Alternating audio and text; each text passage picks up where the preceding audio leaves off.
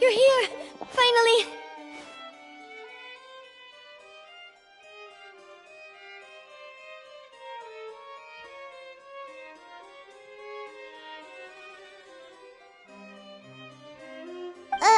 Is something wrong? Monsieur Neuvillette and Lady Farina, they seem to have gotten into a dispute. Please go see for yourself.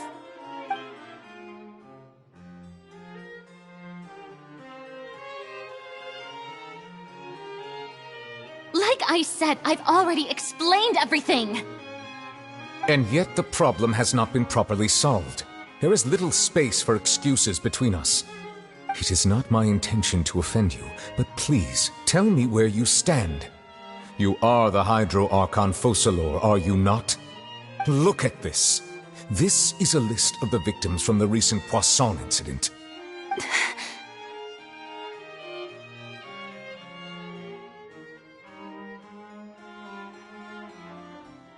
You mean... they're all... We did not arrive in time to avert this disaster, and I will not have it happen again. I will say this once more. You must tell me everything you know.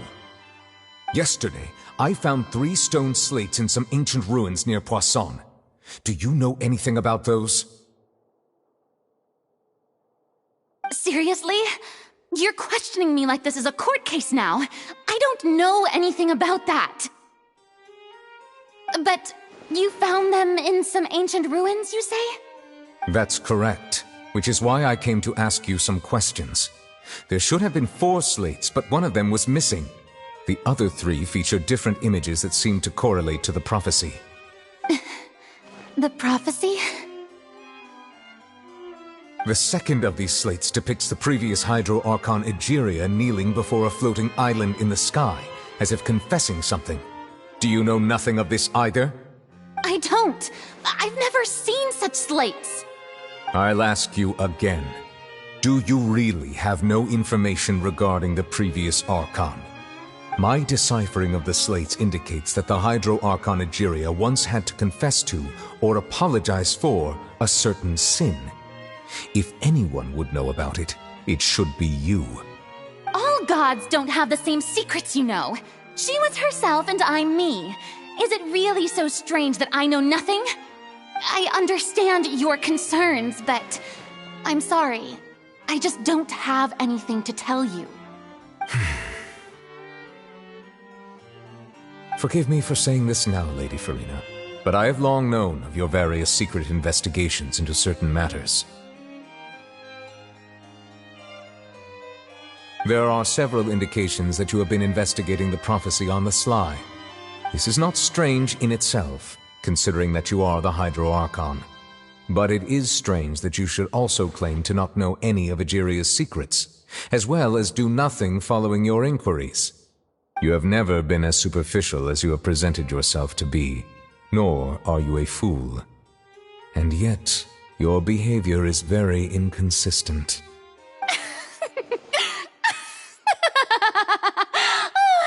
So you've been watching me all this time, have you? I didn't think you were that type. You... Well, since you know about my secret investigations, then you should know I'm actually working to take care of it. There's no point questioning or suspecting me. You're the Eudix, but you're still my subordinate. You should be following my lead. Just trust in me, your Archon, and do as I say. Never mind whether you can truly convince yourself to or not. It'll all turn out fine. That's all I have to say. We do not discuss this matter again. Oh, the opera's about to start. Toodles!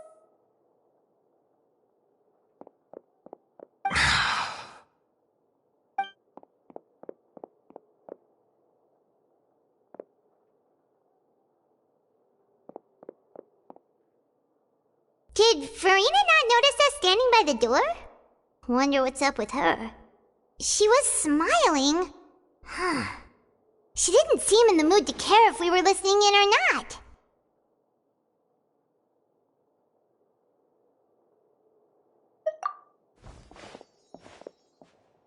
I assume you've been outside for a while now? Oh! You noticed! Seems Farina didn't even realize we were here. She was in a great panic, though I cannot discern the reason. Our discussion reached impasses time and again, a state of affairs that we cannot allow to continue. Still, I do not understand. Dialogue is the basis for understanding, so why did she keep refusing to engage?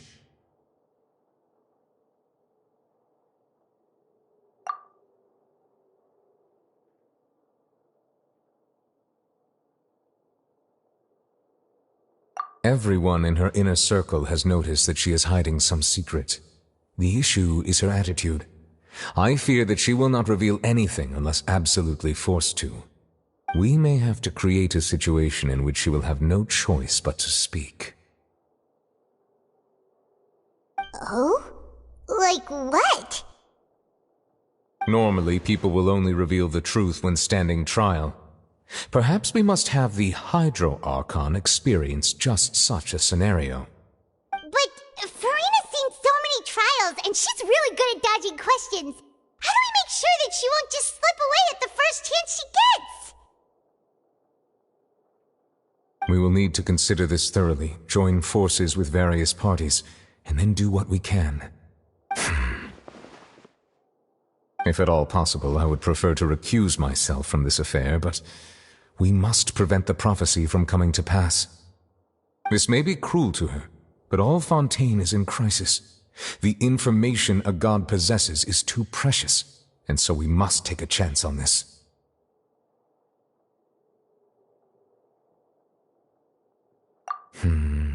But who will lend us their aid to do such a thing?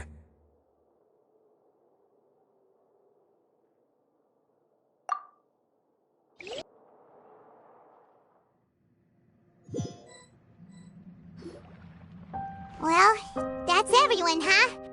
Speaking of which, it was pretty smart of you to think of hiding here. Poisson was just involved in a disaster, so it's presently devoid of people. That naturally makes it the best choice. And here you are drinking tea like it's the most natural thing in the world, huh? That's what families should do. Sit and enjoy a leisurely time together. It's nice to enjoy tea here, you know? Care for a cup? Lend me your ears, everyone. Or perhaps one of you might like to start us off. How about you, friend? Me? No, I don't think I can. Then, how about you, good sir? I fear that I will cause the mood on this boat to become as somber as it is in court. Well then, I guess we're lucky we've got a local like me to organize things. Wonderful, the spotlight at last. I guess I'll be facilitating things from here. That was a little long-winded, don't you think? Oh, you might be right. Anyway, to cut to the chase, our friend here, the Traveler, has brought us together to discuss something. As for what that is, well, let's start by saying that we'll be pooling our efforts together to create a series of traps. Oh, how intriguing. Well, it's just an expression, really. One that I just learned from Chlorand, and used on the spot. So, let's invite her to explain in detail. A round of applause, please.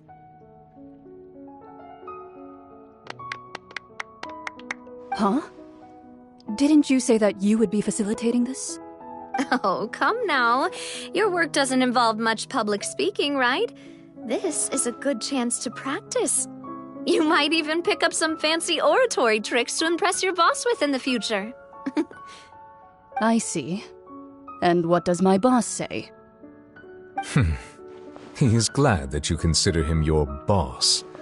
Do go on.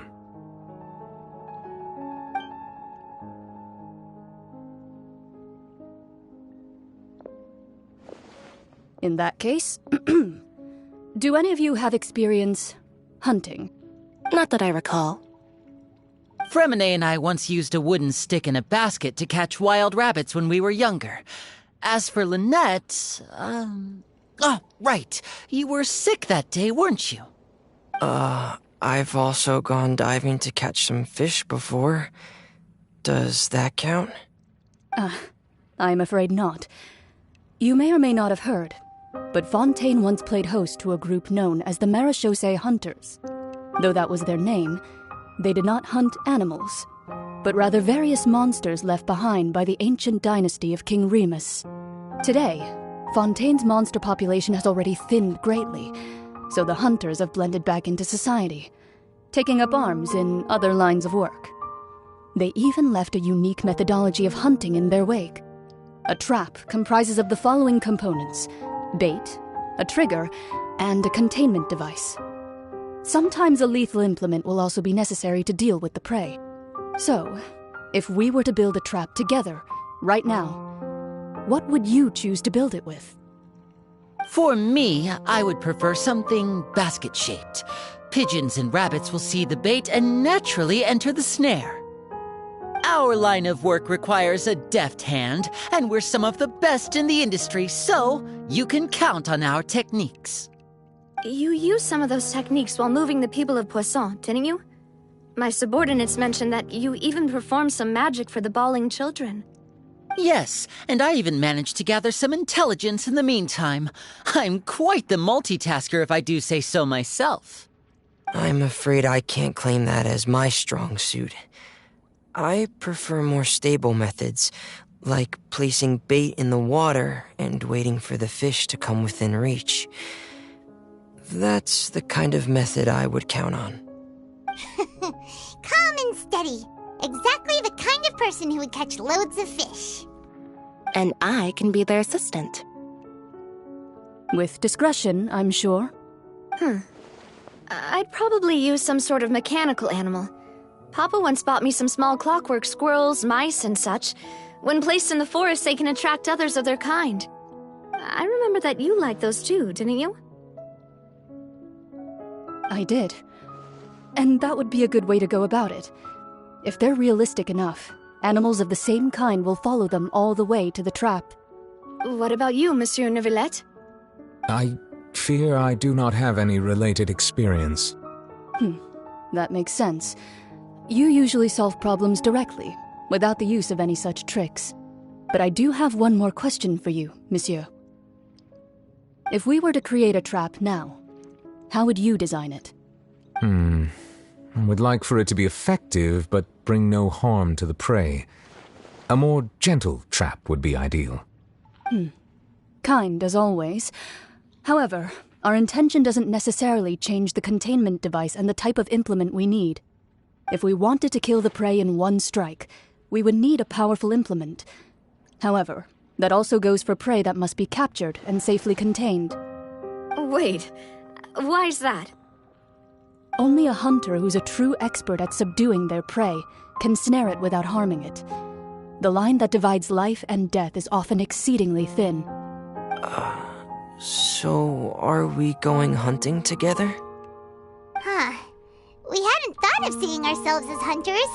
It kinda works, but maybe it's still not the best metaphor. If our means of capturing and dealing with our prey is to put them on trial, and the hunting metaphor is actually quite accurate. But we shall require much more courage than any hunter to judge a god, a being whose seat is an exalted throne.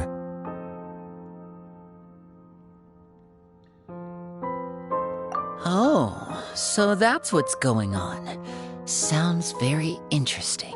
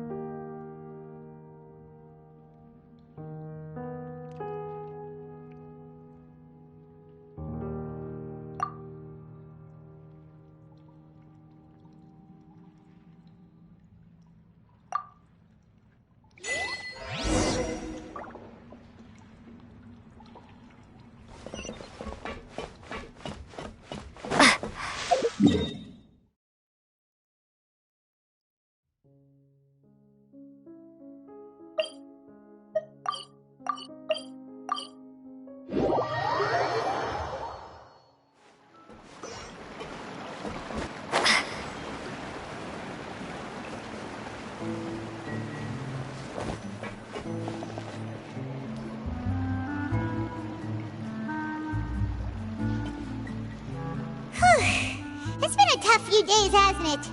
So much has been happening.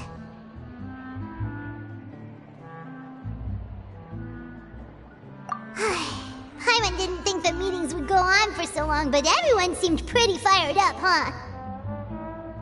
Paimon thought they'd be at least a little frightened. Well, Fremine was, now that Paimon thinks about it, but everyone else just looked a little surprised.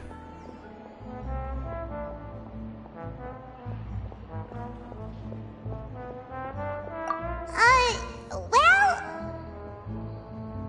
It's hard to say. Paimon doesn't have any experience with this sort of thing. But with you around, Paimon sure will do great. After all, you're the most reliable person in the world, aren't you? Huh? Did you just pour some tea? Paimon didn't notice you doing that at all.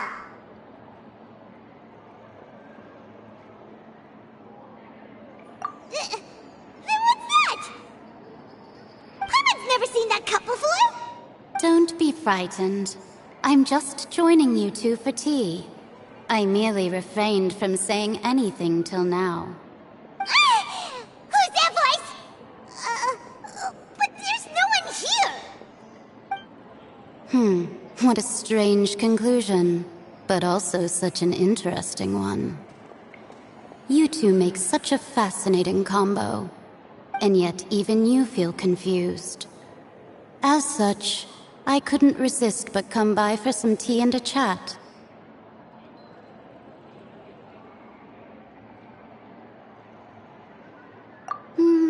Consider me a passerby, just accepting a commission from my friend's disciple on a whim.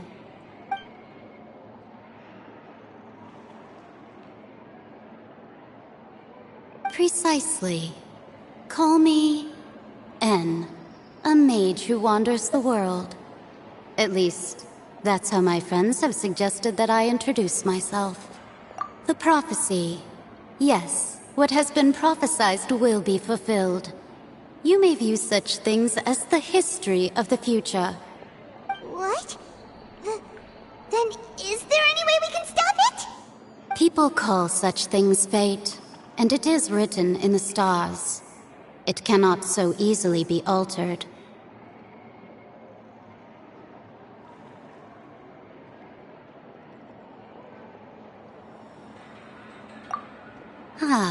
So you've caught on. Just as prophecies are usually only the future as seen from the perspectives of the gods, could things be happening in hidden corners where the gods' gaze does not fall? Are the things that you shall see different from the fate that the gods perceive?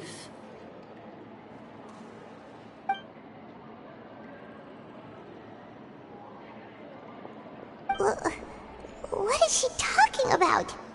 It all sounds really impressive and important and stuff, but it also sounds kind of scary.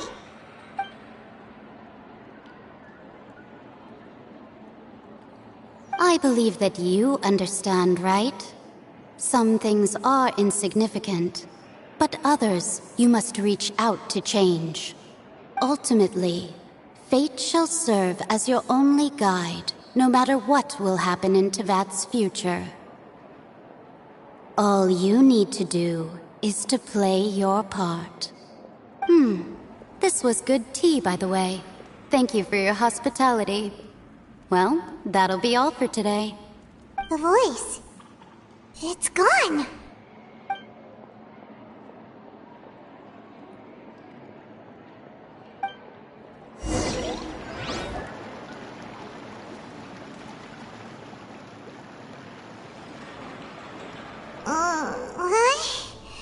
I want to hear someone talking. All right, coming.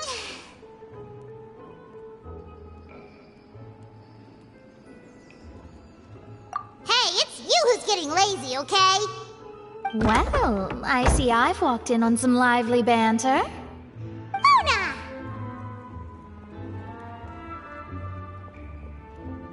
Fine, just fine. I went to take part in that Steambird panel.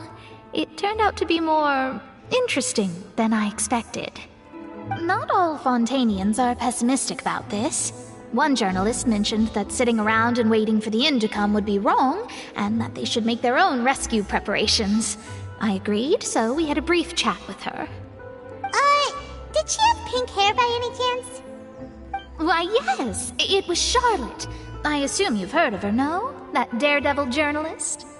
I'm in full support of her view.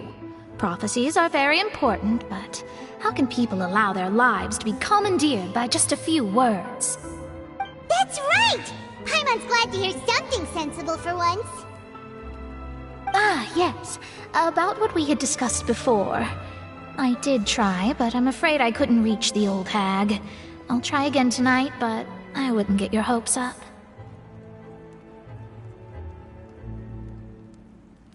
Huh?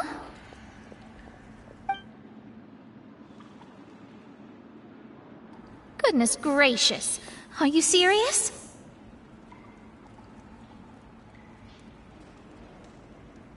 She said that even the god's gaze has blind spots. Pretty bold if you ask Paimon. Most people would believe the gods to be all-knowing, right? The Hexen Circle members are certainly anything but ordinary. As for the mage named N, the old hag has mentioned her a few times. She said that N's sense of direction is incredible, and that she loves guiding those who are lost.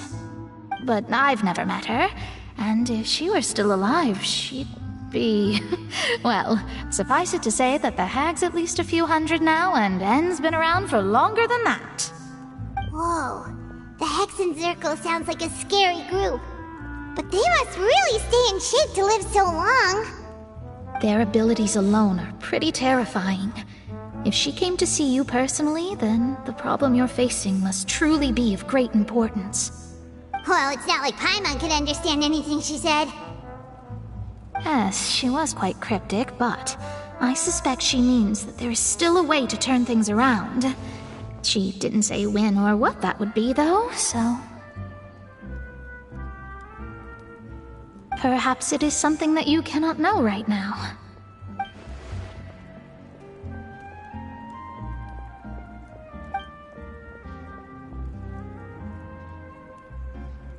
Traveler, Paimon, are you two all right? Oh, we're fine. We're just a little down right now. It kind of feels like the end is coming, you know? I see. I feel that same sense of desperation, too. I guess you could consider me someone who has often witnessed fate. So far as I have seen, it cannot be swayed. But even so, I still hope for, and believe in, miracles. Astrology is eternal and rational, but fate may not be. It is cruel, but it can also be beautiful. Perhaps that's what En was trying to tell you. Not to lose heart, and to believe that what you are seeing playing out before you is not yet set in stone. I did originally think of steering clear of all this, but I couldn't. Even if this is all futile, I still wish to help everyone. If we don't struggle to the last, then how can we face the end when it comes? Huh. You do have a point. There I go, talking about astrological principles again. Sorry about that. The moment I start talking about work-related stuff. I need to get going.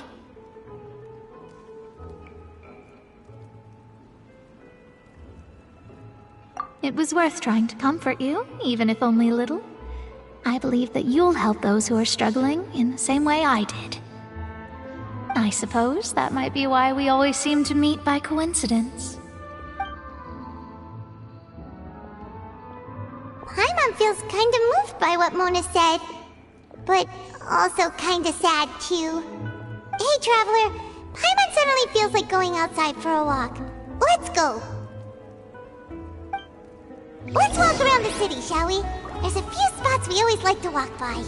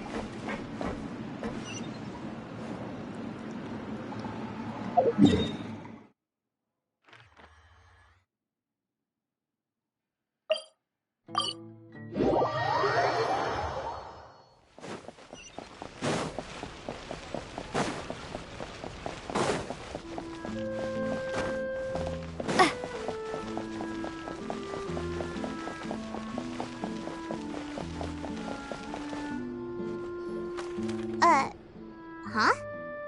Our names are written in this newspaper. What's going on?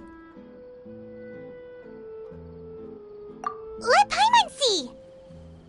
The underwater stronghold, the Fortress of Meripede, has continued in its noble autonomy, but that does not mean that others cannot interact with it. My recent attempts to enter the fortress bore little fruit. Huh. Guess Charlotte still hasn't given up on that. Thus, did an Outlander friend become the focus of this report, a blind adventurer with their white fairy legends trailing in their wake. It is said that this mysterious traveler once visited the underwater fortress. So while the fortress's interior remains a mystery behind closed doors, do not fear, for the tales of the traveler contain surprises in spades. Journalist Charlotte's biggest scoop yet, the Traveler's Trail, World Walker. Huh. Charlotte took so many awesome photos of us and we never even noticed her. She hasn't been able to get a hold of anything at the fortress, so since we're easier to find, she's using us as the subject matter instead?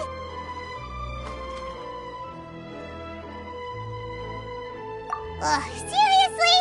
Well, fine. Those headlines and photos do look cool, so Paimon will forgive her this time.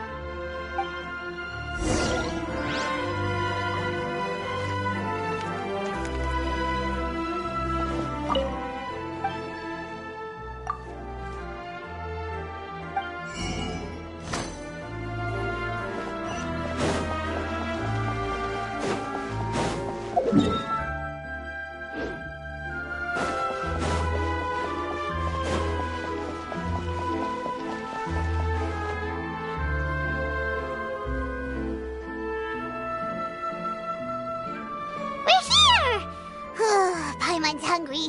Should we go in and get something to eat?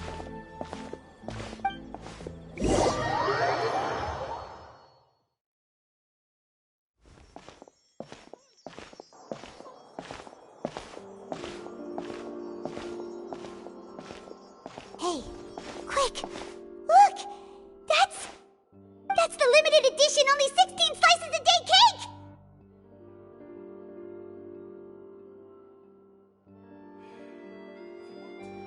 was so delicious the last time we tried it. Despite the tense situation we were in, let's give it another go. I'm sure it'll be great.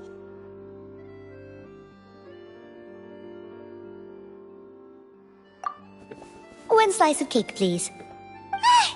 Someone showed up after all. Oh, wait, you're the one from the Palais Mermonia. Oh, are you here to buy cake too? It seems Monsieur Nervalette was right. You really can eat. Wait, did he really say something like that? That's right. Even he has his own preferences when it comes to food. As for me, I love the cake and coffee here. Do you come here often? Usually every day. Every day? It's part of my daily schedule, apart from work. I shall have my cake and coffee. Then what if someone told you one day that this place would be closing soon, and you wouldn't get to eat cake here anymore? What would you think? But why would it close? Well, Paimon doesn't know either, but maybe the waters will rise tomorrow. You know, like in the prophecy. Oh, the prophecy. To be honest, I haven't paid much attention to that. No, still, even if there'd be no more cake tomorrow, that wouldn't keep me from having some today. No, it's the same for eating in general. You might not be able to eat tomorrow, but if you can do so today, then you should carry on. That's what people call living, you know. Huh. Don't be sad. Excuse me, could I have 2 more slices of cake to go?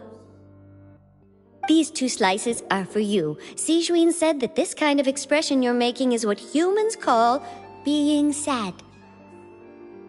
Oh, you know Sijuin? I sure do. She was born before me, and she sometimes comes to the surface to teach us things about humans. She said that humans are creatures that are saddened easily, yes, and you can only lift their spirits by feeding them delicious food. So please try the cakes here. I've got something else to do, so I'll be going now. You two try to stay in a good mood after eating, all right? Bye.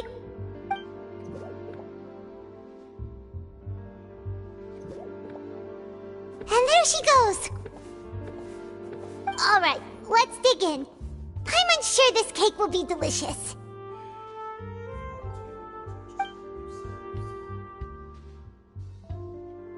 It's more delicious than last time, and the flavor gets even better with a sip of tea.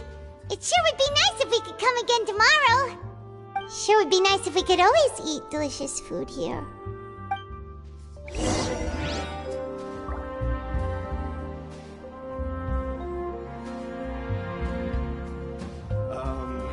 What did you want exactly?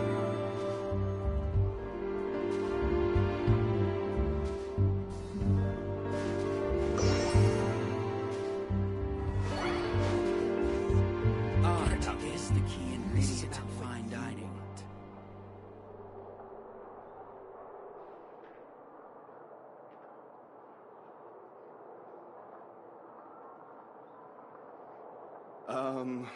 What did you want exactly?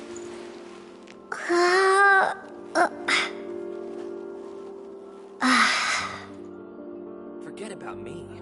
This is about what you want.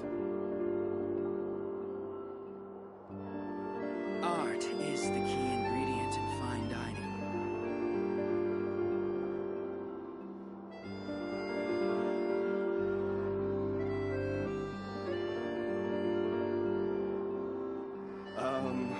What did you want exactly?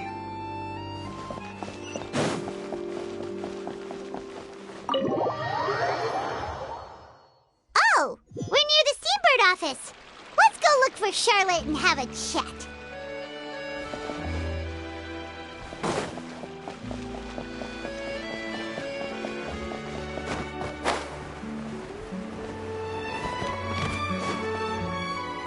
Wow! If it isn't the Traveler and Paimon! Oh, have you seen the article I wrote about you? Ha! You've got some nerve! You just used us to make some quick mora!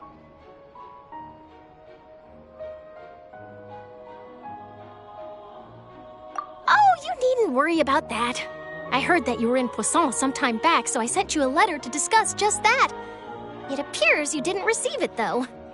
It's all right, though. I've set aside the amount intended for you. I've even set the table with some food. Really? Oh, you're the best! You're almost a little too easy to win over, Paimon. If I were a journalist with ulterior motives, you'd be in trouble now, you know. Oh, Paimon knows you're not like that. Still, what brings you here all of a sudden? Were you looking for me? A friend of ours met you a while back, and when she mentioned it, we thought of coming to see you. Her name's Mona. Ah, so you know Miss Mona as well. She's a guest columnist for our paper. Really good one, too. She's so young and already such a brilliant astrologist. So she mentioned me? What did she say? She said that you're a real daredevil of a journalist. Nice. In which case, can this daredevil journalist dare to request an exclusive interview with the legendary traveler and Paimon?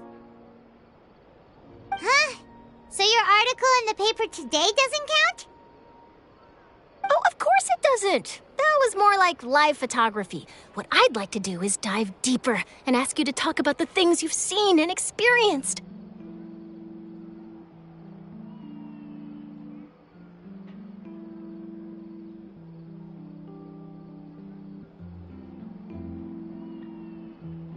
Yeah, are we even qualified enough?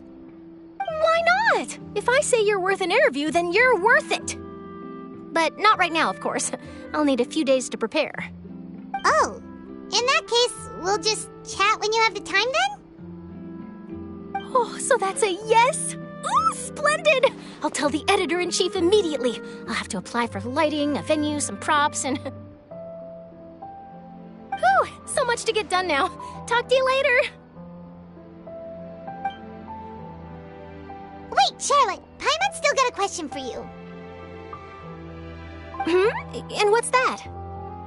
If, just for example, Fontaine were to be flooded tomorrow, what would you do today? Huh, that's the prophecy you're talking about, isn't it? I mean, I do hear about it often, but I've never once thought that the day could be tomorrow. If you're seriously asking, then I might try and think of a way to leave Fontaine. Oh, but I'm still a journalist first and foremost. That means I have a duty to be reporting from the scene. And secondly, I wouldn't forsake my homeland that easily. From what I've seen, most people don't know what they'd do should the worst come to pass. In truth, it might be better just to behave like normal rather than worry over such an end. So in all likelihood, I'd probably still be prepping at the office for that interview of ours. I know what you're thinking. That sounds a bit sad, but I've always believed that it's best to do what you enjoy. Just think about it. If this nation really were to be suddenly destroyed tomorrow, but I still successfully finish an exclusive interview with a truly unique person, then the story I would wind up writing would truly be timeless. And then do you know what I'd do? Well, I'd write that story, send it for printing, and use messenger pigeons to get copies out to the various nations as soon as possible. I'm not a dreamer, nor am I a workaholic, but I do love my job, and I'd be proud of leaving such an article behind. I guess you could say that I was born to be a journalist. But anyway, that's my answer. And on that note, I'll get back to my preparations. That's so nice. All of a sudden, Paimon actually kinda envies her. Anyway, let's go and take a look at the sea, shall we?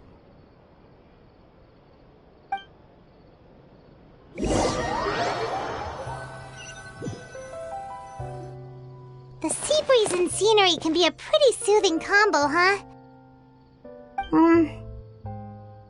Paimon's been thinking.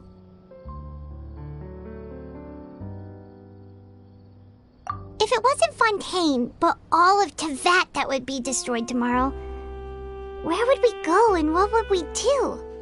No, Paimon should ask, if you could choose, what would you like to do?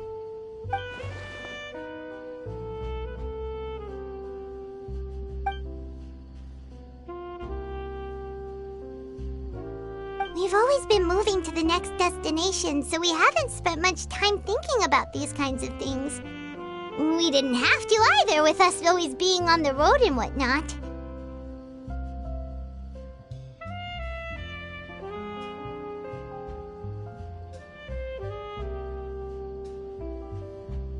You mean, still traveling?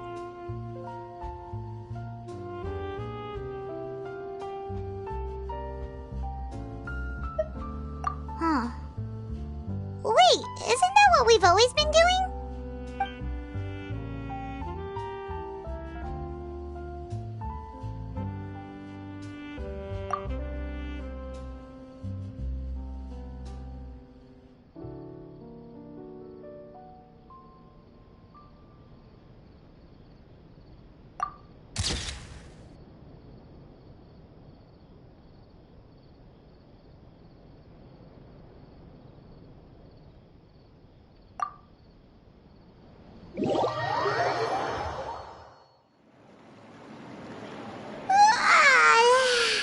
Feels like he'll grow mold. But it's still better than the Fortress of Mirapede, that's for sure. It's not only damp there, but salty too. Ah, so the two of you are still here. Wonderful. Oh, you're from the Palais Mermonia, aren't you? Yes, I'm Isadora. Monsieur Nervillat sent me to look for you two before. I heard that afterward you went to the Fortress of Mirapede.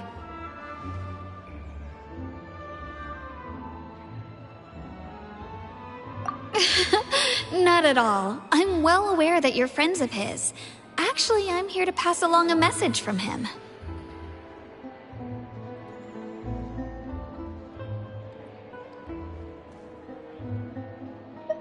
Yes, inside the Opera House. The Mrajtheartist Phantom has declared the incident a small-scale riot. A riot? Well, that said, I don't personally think it was that serious. Lady Farina was watching a performance at the Opera House, and while she was resting during an intermission, some other audience members suddenly started harassing her, loudly accusing her of doing nothing about the prophecy crisis. And before she could respond, others started to join in. The crowd continued to grow, and protests against the Hydro Archon started to break out. So people have started to put the blame on Farina. Guess they finally found an outlet for the pressure they've been under due to the prophecy. I agree. People will naturally rely on gods, as is customary. But the moment people feel threatened, gods are also the first to be blamed. So what happened after that? Is Farina okay? Seeing that the situation was spiraling out of control and that further argument was pointless, she claimed that she'd gotten tired of this and left in a hurry. The Mrajtheartist Phantom had their hands full maintaining order and did not catch where Lady Farina had gone. Only when things had stabilized did we realize that she had gone missing.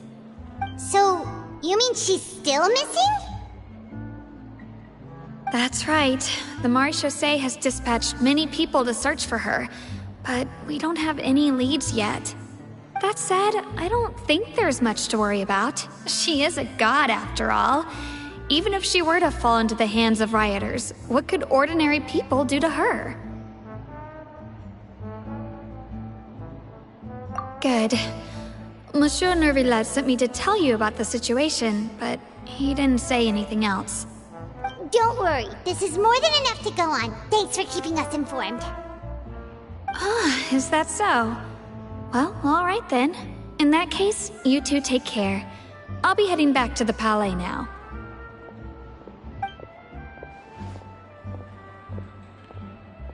Well, sounds like we should hurry over to Poisson then.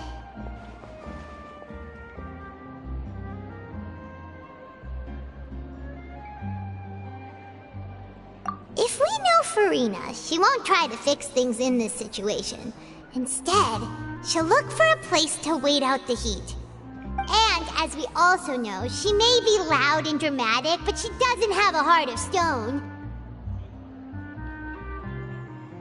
When Nervillat was talking to her in the Palais Mermonia, and she heard about Poisson, she couldn't hide her sadness and remorse.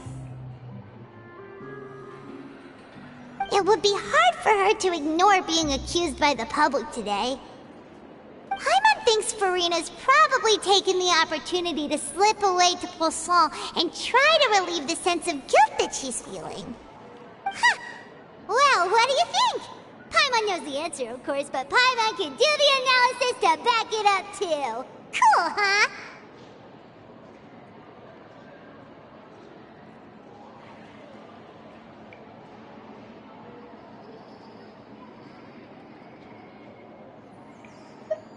In that case, there's not a moment to lose!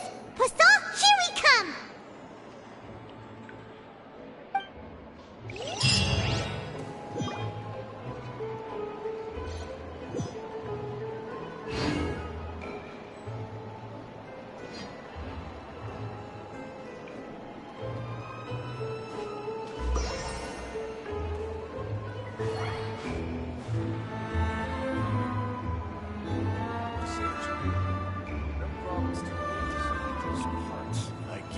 Finally on the right path.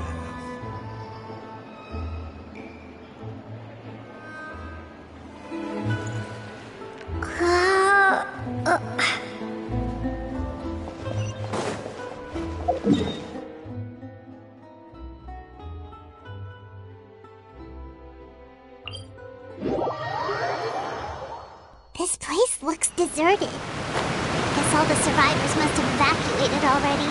All that's left here are signs of devastation. Could Farina really be here? Let's try to find her as...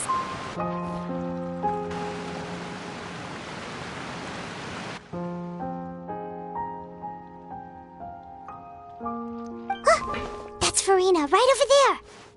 She really is here all on her own.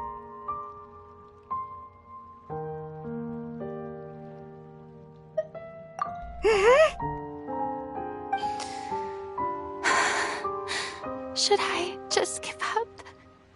This is all meaningless. What was meant to happen did happen after all. Everyone's dead. I'm sorry. I'm so sorry. Give up, Farina. There's no point in holding out. I'm sorry. But what can I even do other than to repeat meaningless apologies over and over?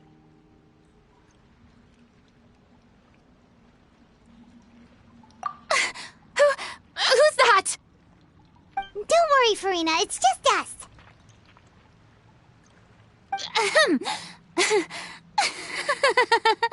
So it is you, blonde traveler from another land. Why, I almost thought you were someone from that mob of my ignorant subjects, come to kneel and beg for my forgiveness. Farina, you were crying just now, weren't you? The tear stains on your face are obvious. What do you mean, tear stains? Oh, I remember. The show at the Opera House earlier this morning was so moving. I'm still trying to process it. Who did that uncivilized rabble think they were, disturbing my enjoyment of the arts? They even dare to tout their Archon.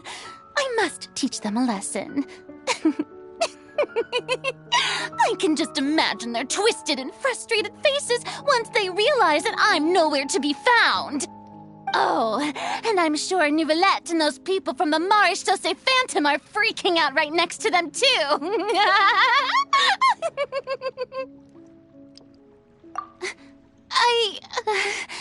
Of course not. Hey, there she is! The Hydro Archon's over there! Quick, after her! Farina, those people seem to be after you. They are? They're just some rabid fans who want to cut the line because they haven't been able to meet me in person, aren't they? That's against the rules. I can't let them get their way. Farina just ran off! Quick, we have to catch up with her!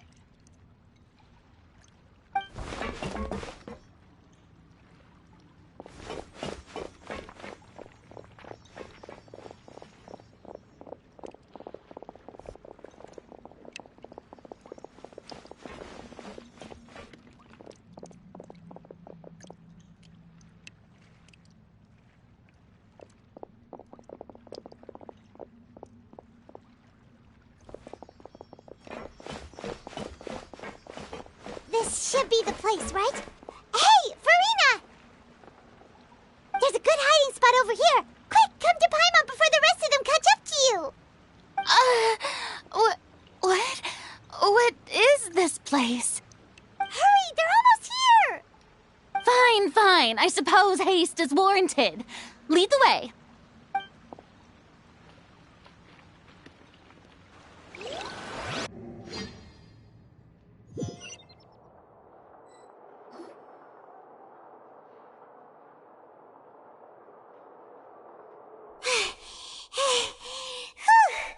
Paimon's exhausted.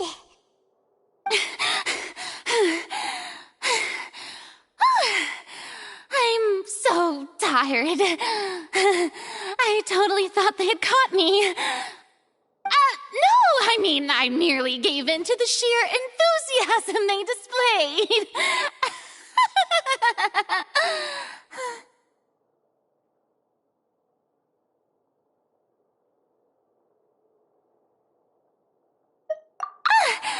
You're right. Yep, that's a good girl.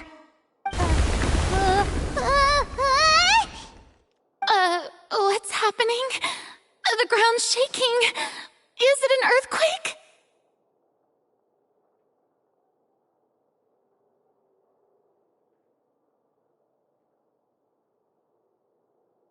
Yeah, a quake of this kind preceded the flooding in Poisson, didn't it? It can't be. It's happening again. Well, there's no need to worry too much about that. Neverlette's made some emergency plans, so the evacuation should go a lot smoother this time. Yeah, I hope you're right. But the people of Poisson, they've already...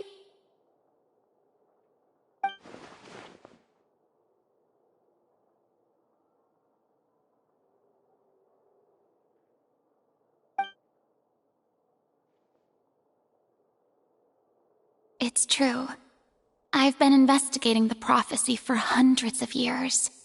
I once had informants all over Tevat, searching for clues and feeding information back to me. I've tried all kinds of ways, too, to hold back the sea. Anything to keep the coastline from advancing. But all my efforts proved to be futile in the end. Really, the truth has been clear to me for a very long time. We cannot make an enemy of the divine. No matter what we do, the will of the heavenly principles will have its way, and the prophecy shall be fulfilled.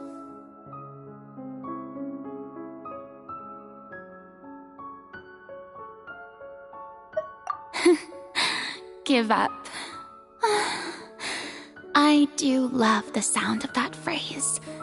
It would mean finally coming to terms with fate, but also for me to finally be free.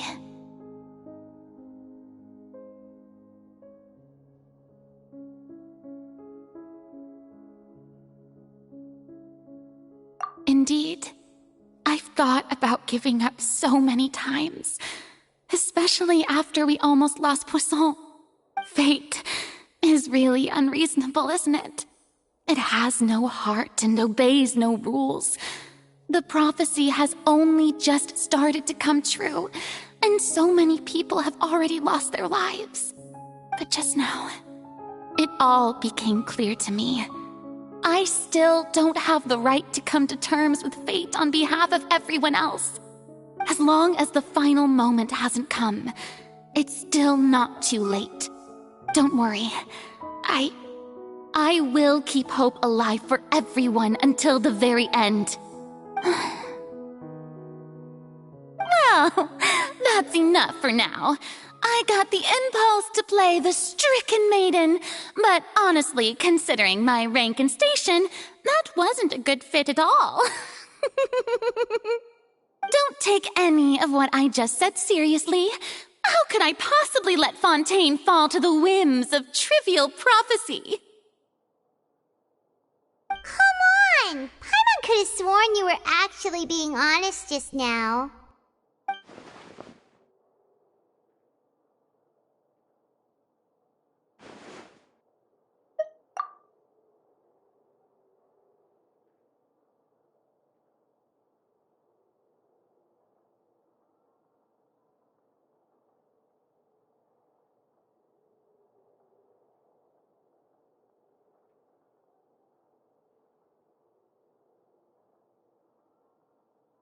share my burden. That's impossible. It was fated right from the start that this would be my duty alone.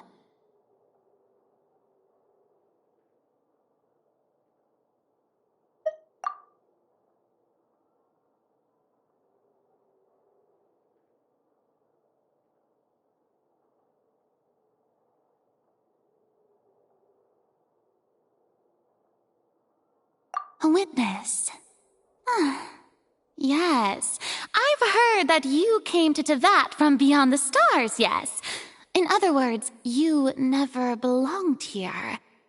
And if Tevat is, in its entirety, a show on a stage, then you're just a spectator, aren't you? If that's the case...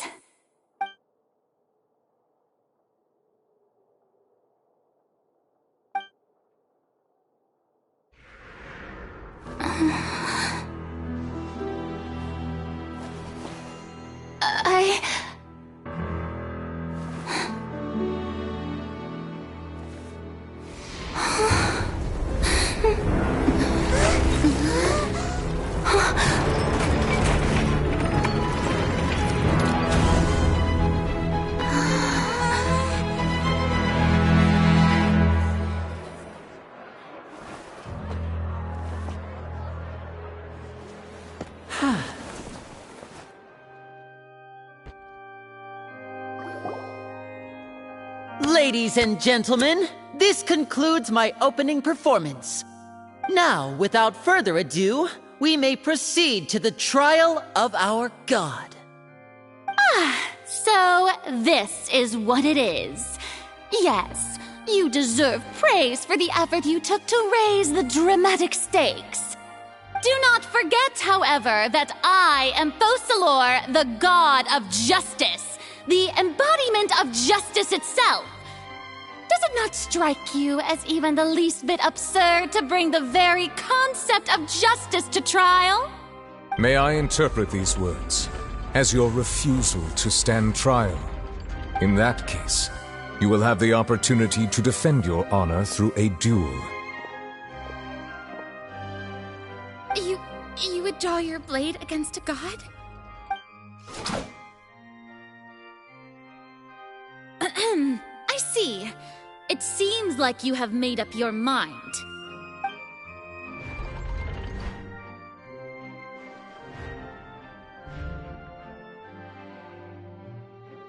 Paimon can't believe it. She just surrendered. What the heck is going on?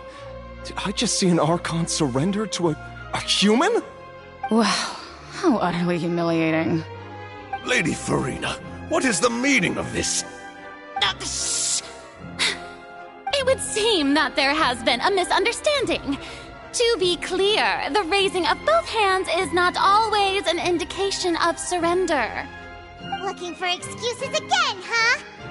I raised my hands just now to indicate my acceptance of the trial. No duel shall be necessary. I will admit that I've been running away for a long time. I'm sorry, everyone. I was unable to protect the people of Poisson. It is my duty to stand trial for my crimes. You are not the only ones to be disappointed in me. I, too, am exceedingly disappointed in myself. But now, it is time for the Hydro Archon to show you her courage and resolve.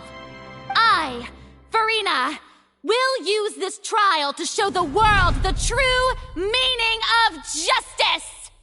This time, I will protect you.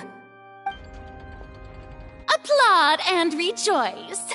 One of the most outrageous and fantastical arcs known to the opera epiclese is now unfolding before your eyes.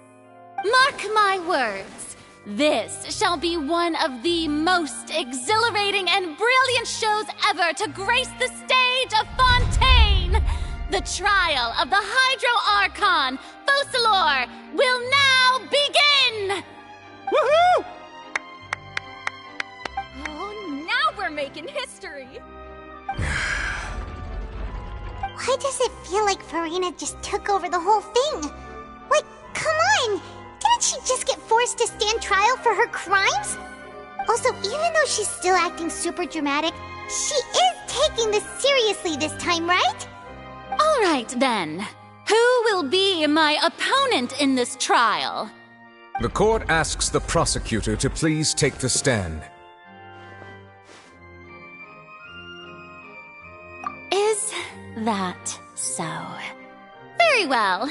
Then please speak, witness of Tivat, my accuser and fated opponent.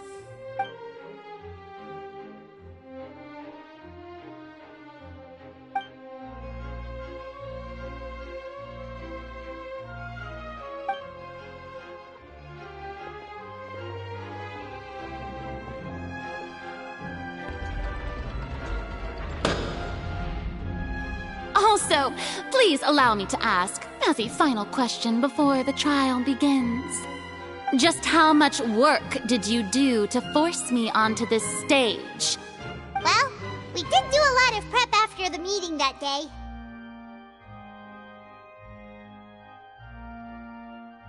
I can go over the tasks assigned to the Spina di Rosula, since they were rather straightforward and easy. Navia, the president of the Spina di Rosula. Most of the people who participated in the disturbance this morning were my subordinates.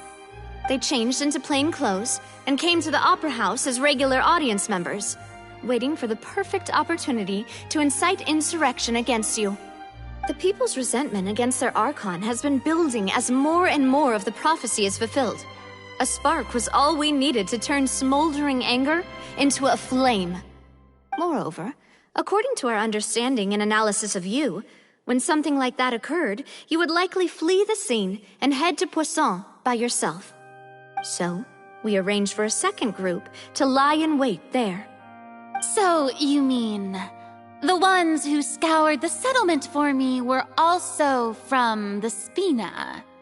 And their goal was to force you to step into the giant magic box so you may personally participate in the greatest magic performance in all of Fontanian history. That's right. That house was a magic box, rather than someone's residence. As the super ultimate version of the setup that I used when I first performed at the Opera Epiclese, the volume of the box was increased by a whole order of magnitude, and the distance it traversed was the entire gap between Poisson and Aranias. Its cargo, of course, was an Archon instead of a human. My thanks, Farina. Without your help, we could never have pulled off such an extraordinary performance. You're welcome? Of course, this performance was only made possible with Father's support.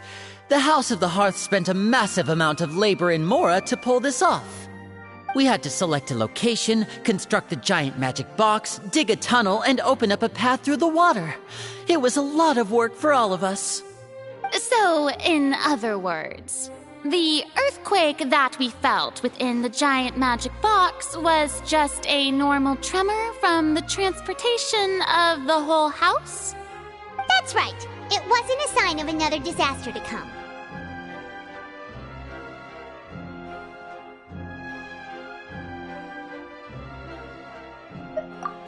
Then, I can guess Nervilette and Cloran's parts. You gathered a crowd, prepared a stage, and made sure that the champion duelist would be immediately ready for a fight.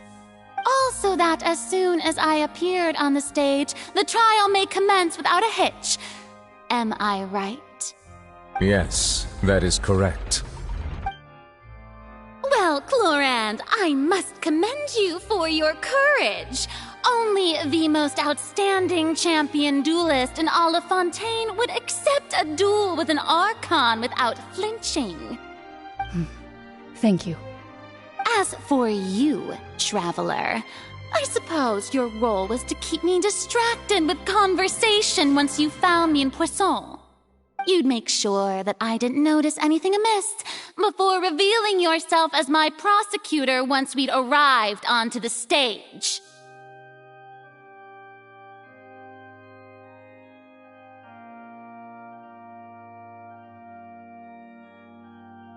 Oh?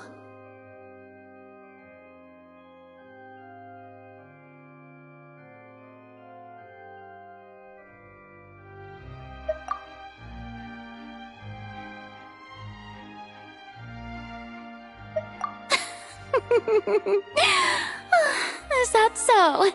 Then I suppose I must have missed my final chance. It's fine. It matters not. What's done is done. The stage is already set, so there's no reason to disappoint the audience. Let's see this trial through to the very end.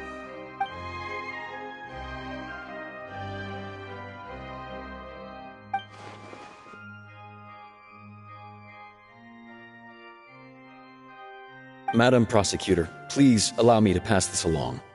This is a document that Miss Charlotte applied for and received permission to share with you during the trial. According to her, it should speed up the proceedings. Huh?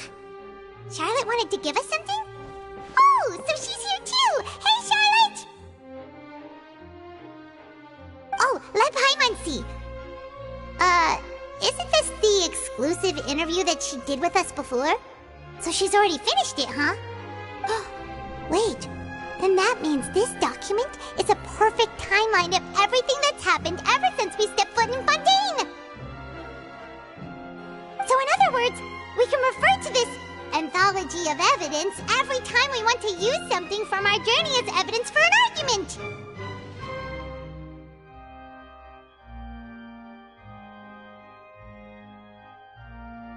Let's quickly confirm the information in it. Just think of it as a refresher, alright? You defeated the Hydro Archon in the very first duel you took part in at the Opera House. That's one for the history books, alright?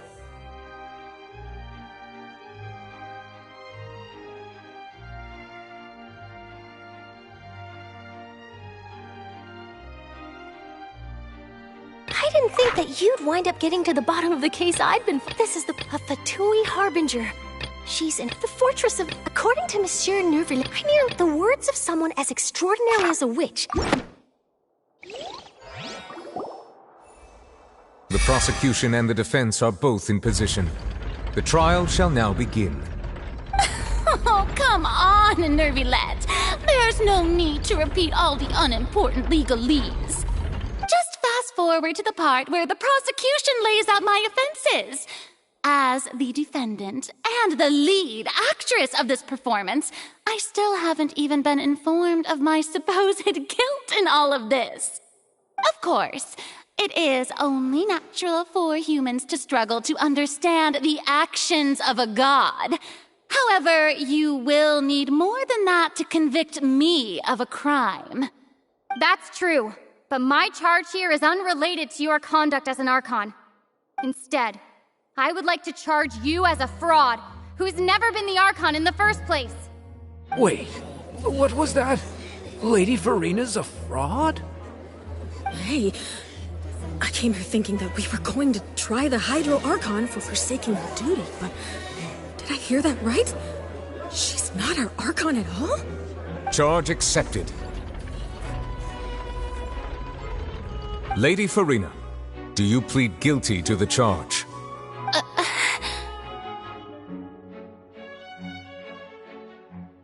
Lady Farina. I plead not guilty. How can I be guilty? There is no way that I, Focalor, otherwise known as Farina de Fontaine, a member of the Seven and the Regina of all waters, kindreds, peoples, and laws of Fontaine, could be anything other than your true Archon.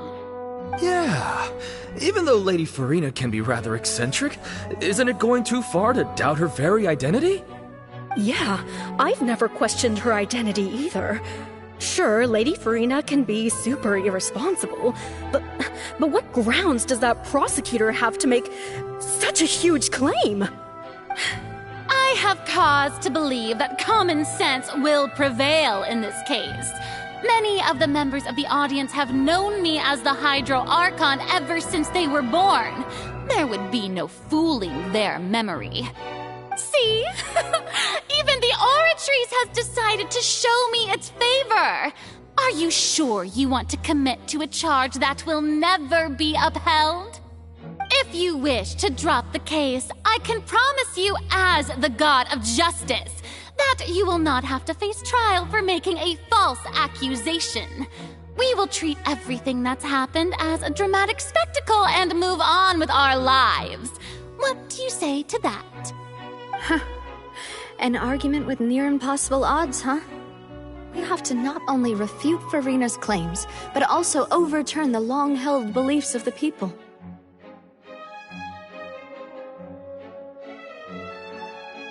Well, I tried to give you the chance to surrender. If you must persist, then let me ask. If you believe I'm not the Archon, then what manner of being do you think I am? And if I was not the Archon, then how did I manage to live for over 500 years?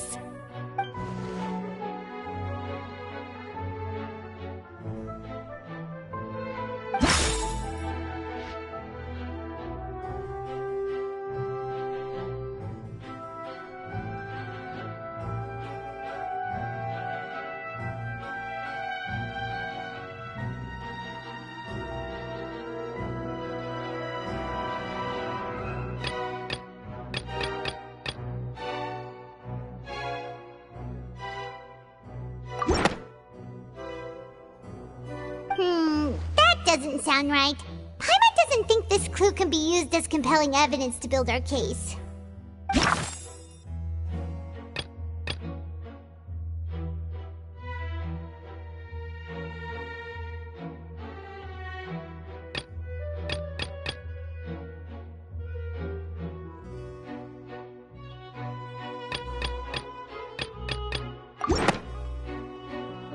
First of all, you may be a member of another long-lived race, which would allow you to naturally possess an extended lifespan. And second of all, even if that wasn't the case, there could be other ways to extend your life.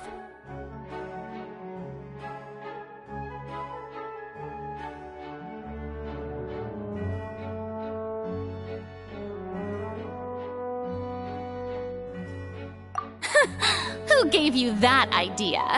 Was it the knave? You'd sink so low as to use a harbinger's words against me.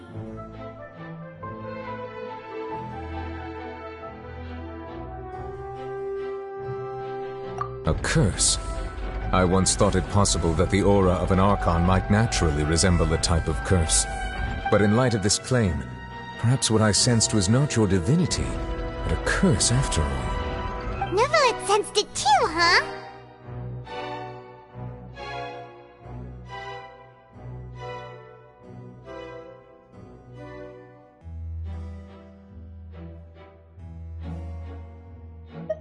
Lady Furina is actually a human? Well, it is true that it's extremely difficult to tell humans and gods apart just by looking at them. It's not impossible.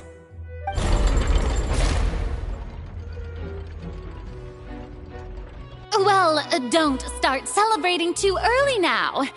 Even if I have been carrying a curse like you said, how does that prove that I am merely a human being? Besides, everyone knows that the main difference between a human and a god is the possession of authority. Gods can do what humans cannot. That's why they're worshipped as gods. For centuries, manifestations of my authority have served the nation of Fontaine. One need only to turn their eyes towards the Oratrice Mécanique d'Analyse Cardinal in this very opera house, or consider the indemnitium that is used in every aspect of life.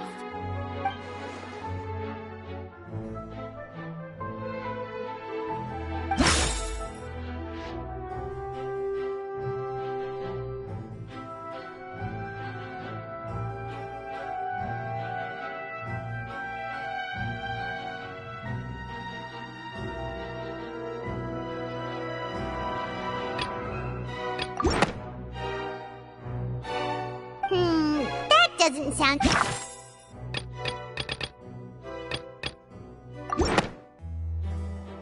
You tried to reference reference the Oratrice. But weren't you as confused as all the rest of us when the Oratrice declared Child to be guilty without any proof? Otherwise, you should have come up with a good explanation for that by now. Didn't I make myself clear at the time? The decisions of the gods are naturally difficult for humans to comprehend. There is no need to provide an explanation. Lady Farina, I believe a reminder of your current circumstances is in order. While the court is in session, the principles of justice and the law must come before all else. While you are an Archon, you are also first and foremost the defendant in this trial. You will prove yourself unable to defend against the prosecution's charges if you continue to withhold vital information against the rules of the court. I never thought you'd use that kind of rhetoric against me. That was no trick of rhetoric, Lady Farina. I've merely reiterated the rules of the court. Rules that all should respect and follow. So, you neither knew why Child was declared guilty, nor did you understand the structure and operations of the Oratrice. Instead of having been created by you, the manifestations of authority you mentioned have been made by the real Hydro Archon, haven't they? The real Hydro Archon? Well, now you're really losing me. It is true that I did not know why the Oratrice gave out a guilty verdict that day. But the Oratrice handed out that verdict unilaterally, and it has been operating independently ever since it was first created. You can't argue that just because a divine creation is flawed, that the god behind it must also be no god at all. She's still throwing out all kinds of excuses. Seems like she's confident that we won't be able to produce proof that she has no power over the Oratrice.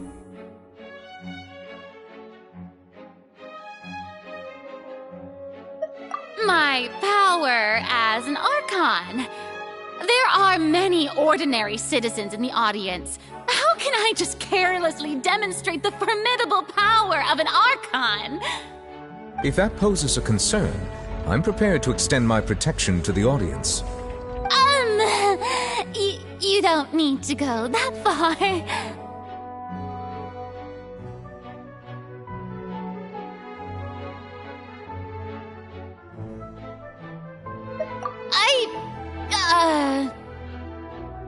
Aren't you the Hydro Archon? Or is it that you can't even wield the power of Hydro, much less the authority of a god? Indemnitium! Yes! It's all because of Indemnitium! All Archons derive their power from the faith of the people, and I've converted the people's faith in justice into Indemnitium! Thus did I give up all of my divine power to provide everyone with energy for their daily lives. Have you ever seen a more magnanimous god? Isn't that a huge stretch? Yeah, no matter how generous an Archon can be, how could they give up all their power? Can a god with no power even still be called a god? It seems like nobody's buying Farina's excuse. Hey, come now, everyone. Please don't stare at me as if I was a liar. I'm still the same Farina you knew, right? The one that you loved. Shouldn't you want to believe in me? Please? You've got to believe me. If what the prosecutor said is true, she really has committed a grave offense. Did she deceive all of us? And all of our parents and grandparents too? And all of our ancestors? Ever since they were born? Enough! That's enough. Tell me then, if I'm not the real Hydro Archon, then who is? If you have no evidence of another Hydro Archon's existence, nor can you find anyone who can back up their claim to be such, then what grounds have you to say that I'm not actually the real deal? Wow, she came up with yet another argument. How can we refute her now? Seems like she really doesn't want to give up.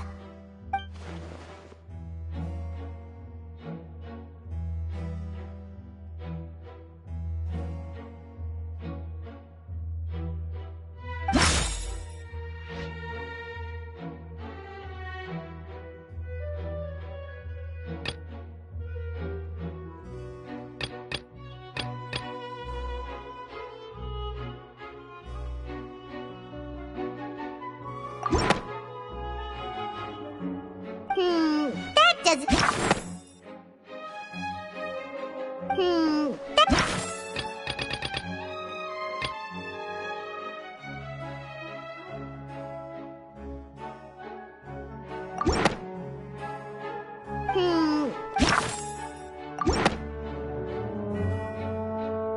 It has been established that all Fontanians can dissolve in water from the primordial sea. And that means... Since you insist on claiming to be a god and not a human, then there's a method that you can use right here and now to eliminate all suspicions of you being the latter. Miss Navia, please apply to serve as a temporary attorney for the prosecution before addressing the court. Though you act in partnership with the prosecutor, you must still adhere to proper procedure. Super sorry, Monsieur Chief Justice. I swear this really will be the last time that I'll speak out of turn. Now, I've brought some seawater from Poisson. As everyone knows, a massive flood struck the area not long ago, taking many lives, including those of some of my closest friends. So, Miss Farina, would you dare to touch some of this seawater? If we are to believe that you are indeed the real Hydro Archon, touching this seawater would have no effect on you. All it should do is strengthen your case. But if you don't dare to touch it, then we would have basically proved the reverse. Oh, and I must remind you that after the disaster at Poisson, nobody wants to see any more people dissolve. I do hope you'll act prudently and choose the simpler path of admitting guilt. Navia from the Spina di Rasula. The Spina has governed Poisson for many years. I guess her suggestion is valid. If Lady Farina is indeed just a human, she's probably Fontanian like all the rest of us. Would she really dare to try?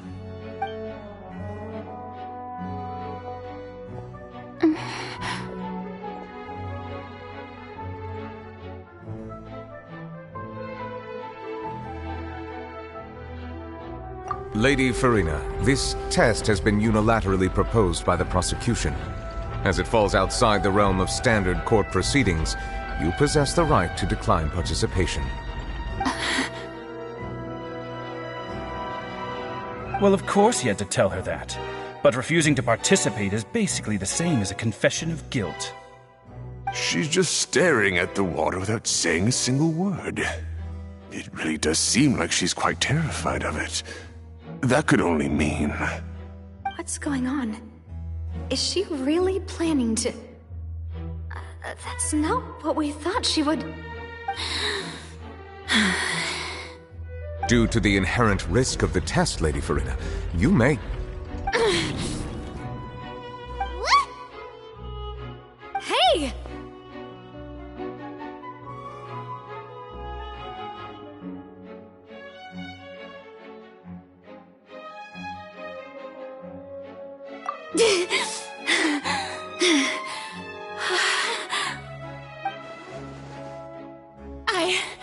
I'm fine! Look at me, everyone! My hand is still here! I haven't been dissolved! Will you believe me now? I really am your Archon! I'm nothing like a normal human who would fall apart as soon as they touch this water! Really? Was this not the most obvious thing in the world? Miss Siegewin? If you're present, Miss Siegewin, please come forward and attend to the defendant. Siegewin? Don't be nervous. It'll just take a few seconds. Let me see. That should be enough. Please announce the results of your evaluation to the court, Miss Siegewin. As everyone doubtlessly saw, Miss Farina was displaying symptoms of hyperventilation and flushed skin. These indicate that she was experiencing the adverse effects of exposure to primordial seawater. The extent to which she was affected is the same as other humans when exposed to primordial seawater of a similar concentration. Thank you, Miss Siegewin. Lady Farina, you may return to the defendant's stand. Oh, wait. What did she just say? I didn't get dissolved. Shouldn't that be enough to prove my innocence?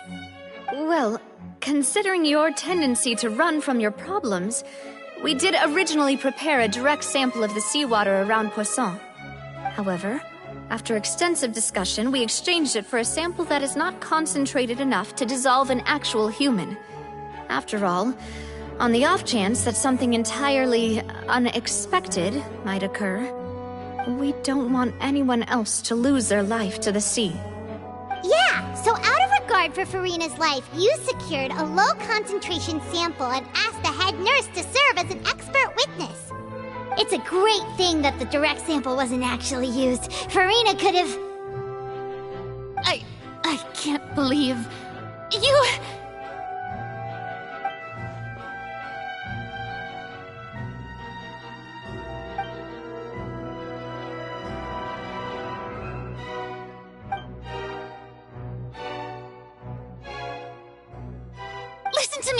Listen to me, everyone!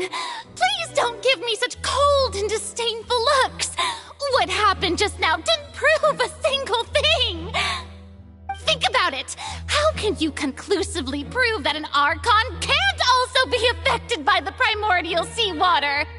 Also, if I was really just a human, why would I dare to just put my hand in that kind of water?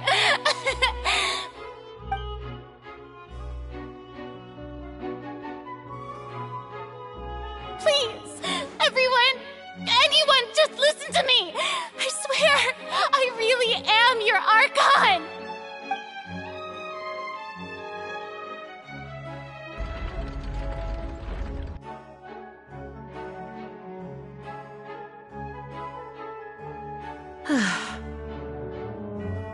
I don't think anything she says at this point will sway anyone. The odds are just too stacked against her now. With all the things that have been said, Paimon doesn't think there's any way left for Farina to win. I believe the time for arguments and presentation of evidence has come to an end. If there are no objections, we will move on to the final judgment.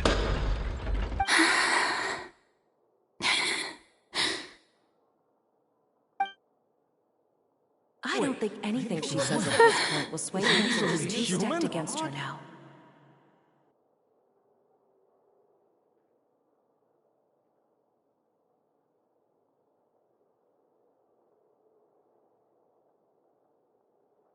In my capacity as Chief Justice, I shall now render judgment on Farina's misrepresentation of herself as the Archon of Fontaine. As a human who knowingly deceived her fellow citizens, Farina is... guilty.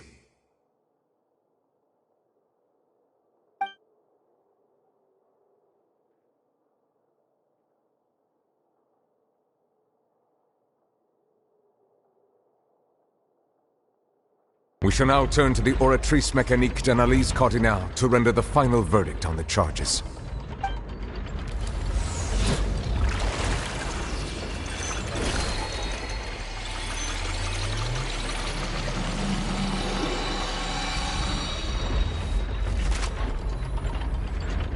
According to the judgment of the Oratrice Mécanique d'Analyse Cardinale, Farina is...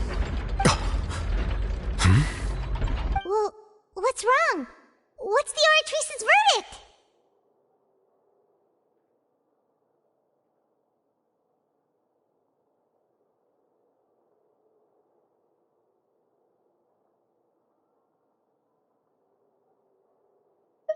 No. The Oratrice also displays a guilty verdict.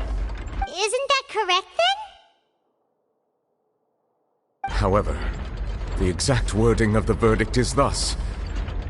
The Hydro Archon, guilty, to be punished via the death sentence. The death sentence? That's actually one of the available sentences? I've always thought that it was just a myth. The one and only time the death sentence has been handed out at the court, and it's been given to the very person we've worshipped as the god of justice? What an unexpected twist. Farina's been sentenced to death by the Oratrice? We just wanted to use the trial to show her the seriousness of things so she'd tell us the truth. How did things escalate this quickly? This outcome is indeed quite strange. According to Fontaine's current definitions of justice, as well as its recommendations for criminal sentences. Is this sentence really appropriate for the crimes that have been committed? Yeah!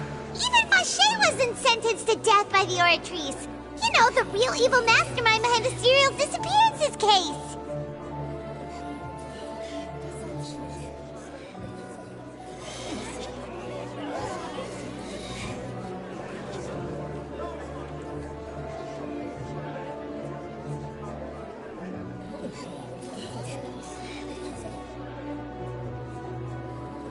Indeed. Not only is Farina's sentence overly excessive, the very point of our trial today was also to prove that Farina has never been the Hydro Archon in the first place. But now, the Oratrice seems to have deliberately invoked the title of the Hydro Archon. What does this mean?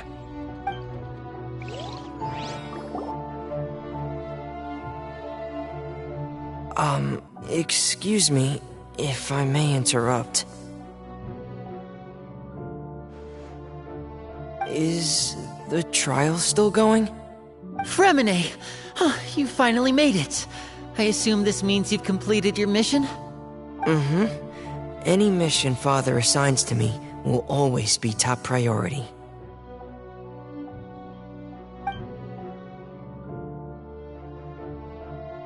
Is that the first prophecy slate? Huh. So the knave privately arranged for Fremine to try and find the missing slate! I looked everywhere and finally found it at the bottom of the sea. It took me a long time to get around some dangerous stretches of water. But has the trial already concluded? Then doesn't that mean I've come too late? Oh no. Father will be disappointed. Thank you for your hard work, Mr. Fremine. Please allow me to review the record left on the slate. Traveler, I believe that you have already seen the other existing slates. I would like you to come here and confirm their contents.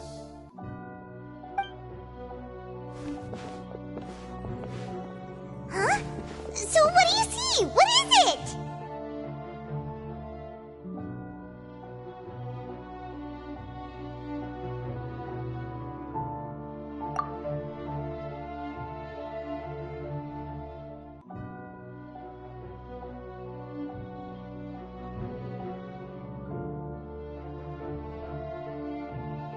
I believe I have now made sense of the Hydro Archon's crime. It has to do with Fontaine's lost history. Huh? Isn't the Hydro Archon just guilty of deceiving her people? Oh, wait, no, that's Farina, and we've already proven that she's not the Hydro Archon. So when you say Hydro Archon, do you mean the real Hydro Archon we've been kinda talking about? In truth, everything that you've encountered in Fontaine up until this point can be traced back to the contents of these stone slates. However, I'm uncertain as to how much sense they currently make to you.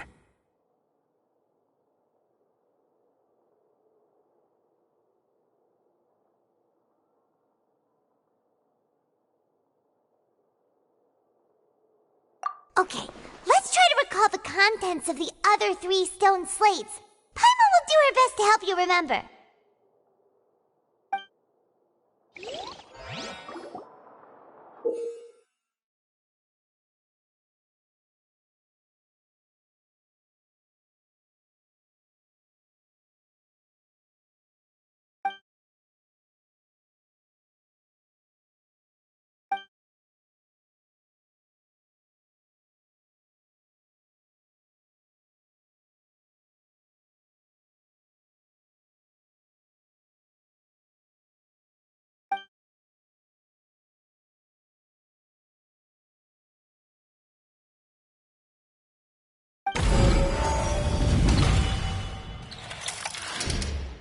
Stone slate describes what you just said.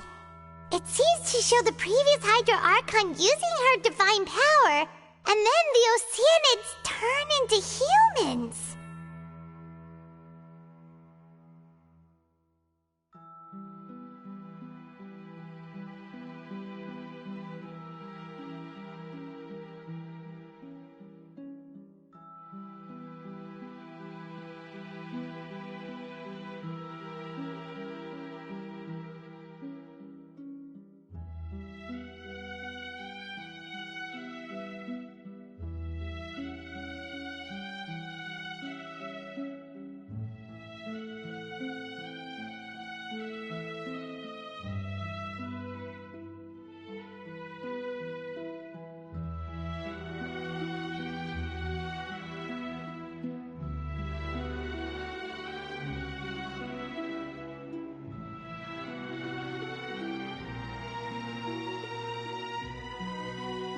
that mean that Fontanians are transformed Oceanids? Oh, Paimon wasn't expecting that.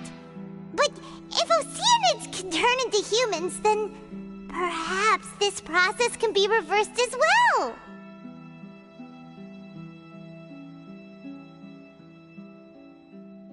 The second stone slate shows Celestia floating in the sky, and the Hydro Archon and her people worshipping it together. But the heavens still brought judgment down upon them.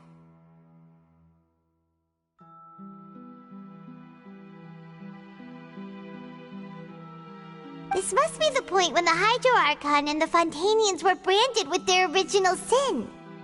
Does this mean that the original sin and the Hydro Archon sin are the same thing?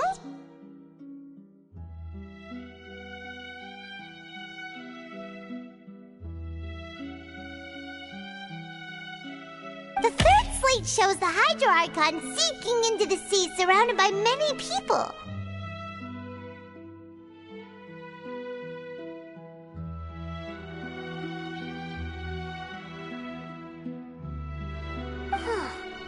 That reminds Paimon, didn't we also watch that happen to someone else?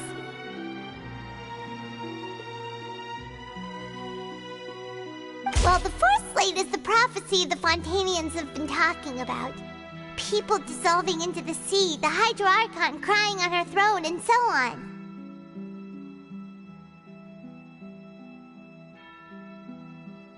We didn't believe that such a crazy disaster could happen at first, did we?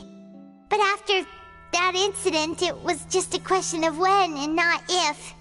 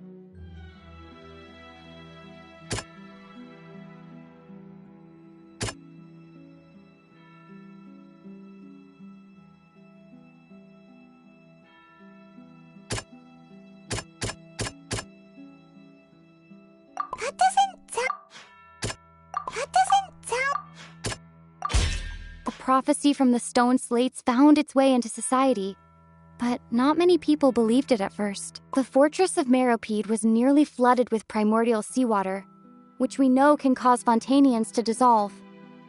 It seems increasingly likely that the prophecy may come true. If we hadn't dealt with it in time, things could have gone very badly.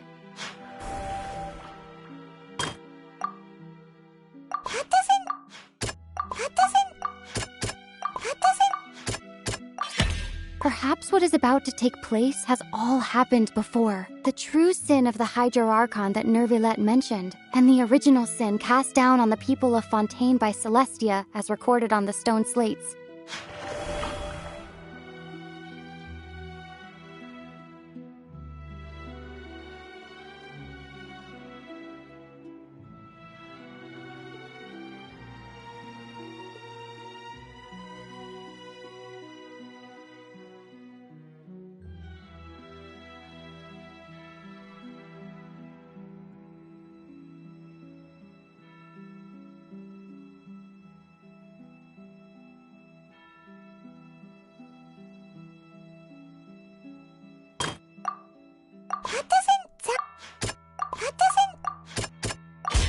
It's not as simple as falling into the sea. When Navia fell into the sea, her consciousness was subjected to judgment. The stone slates show the people gathered around the Hydro Archon in the sea. Could that be alluding to the same thing?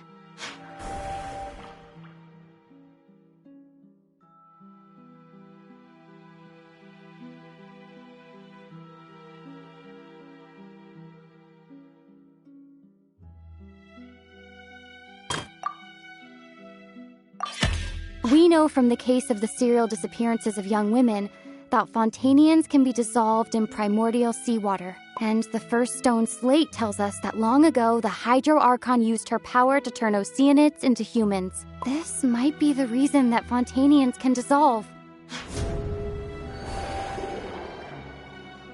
They'll dissolve into the primordial sea but won't cease to exist. Their essence will flow in the seawater, converge, and take the form of an Oceanid.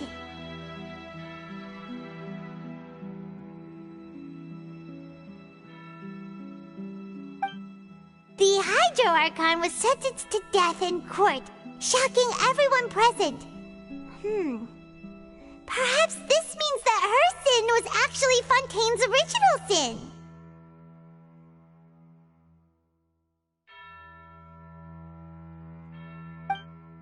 Navia fell into the water inside those ruins, and she nearly dissolved. She was surrounded by the people of Poisson in a court within her consciousness, and was forced to take part in a trial meant to make her stay.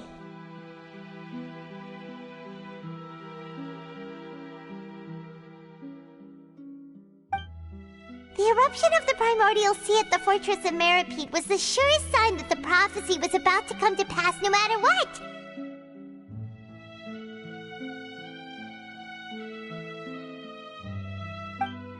The stone slate's content can all be verified by recent events. If we combine what we know together, loads of truths should come to light.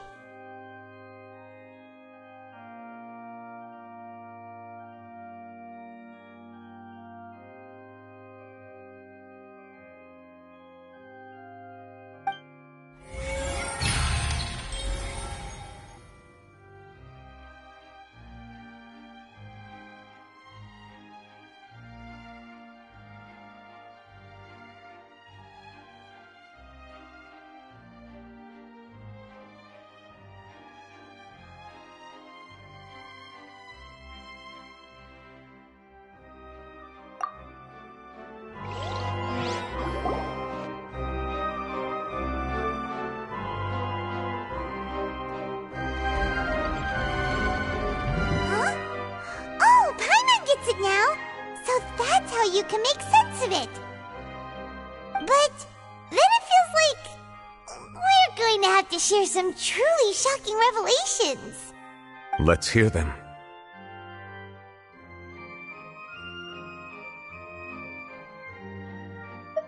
Incredible.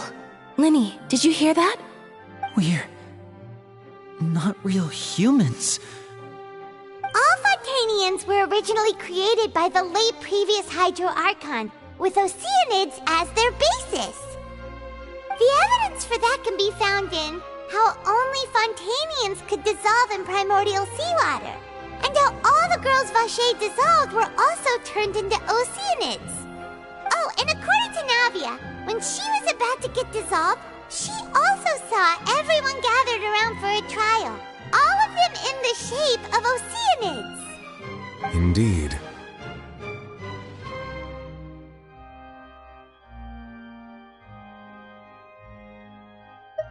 Yeah, and it follows from the content of the first slate that she probably angered Celestia by creating humans without prior permission. That could also explain why the Oratrice judged the Hydro Archon to be guilty. It's to account for that ancient sin. The Hydro Archon's true sin was creating us? And yet, after many hundreds of years, the Hydro Archon's creations have turned around to try to judge the Archon within the Opera Epiclese. The twists of history are often the most unexpected of all.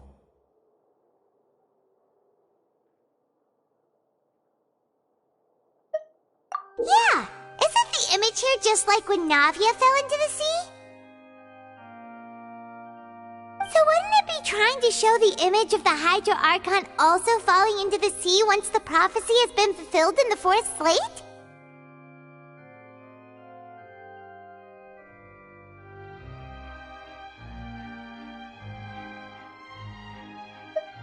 In the end, the people will all be dissolved into the waters, and only the Hydro Archon will remain weeping on her throne. Only then will the sins of the people of Fontaine be washed away. Did Paimon get all that right? You've made some keen deductions. I must say, given how much you still don't know, it is impressive that you've already managed to connect so many pieces of the truth. However, while you were able to decode all the information on the slates, they've also been etched with an additional layer of hidden information using a different power source. When we were at the ruins, I tried to decipher the hidden information recorded in the slates. But since we only had 3 slates at the time, I was unable to come to a full conclusion. Now that the slate collection is complete, I shall make another attempt to decipher the narrative recorded within. If everything goes well, we should finally be informed of the unadulterated truth.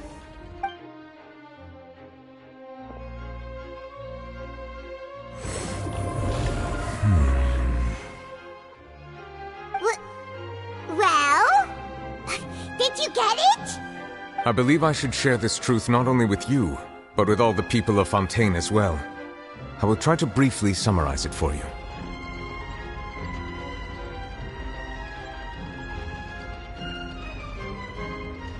Your hypotheses regarding the origin of Fontainians and the sin of the Hydro Archon were both correct. In the Fontaine of old, the previous Hydro Archon sensed the yearning of her Oceanid familiars for life on land.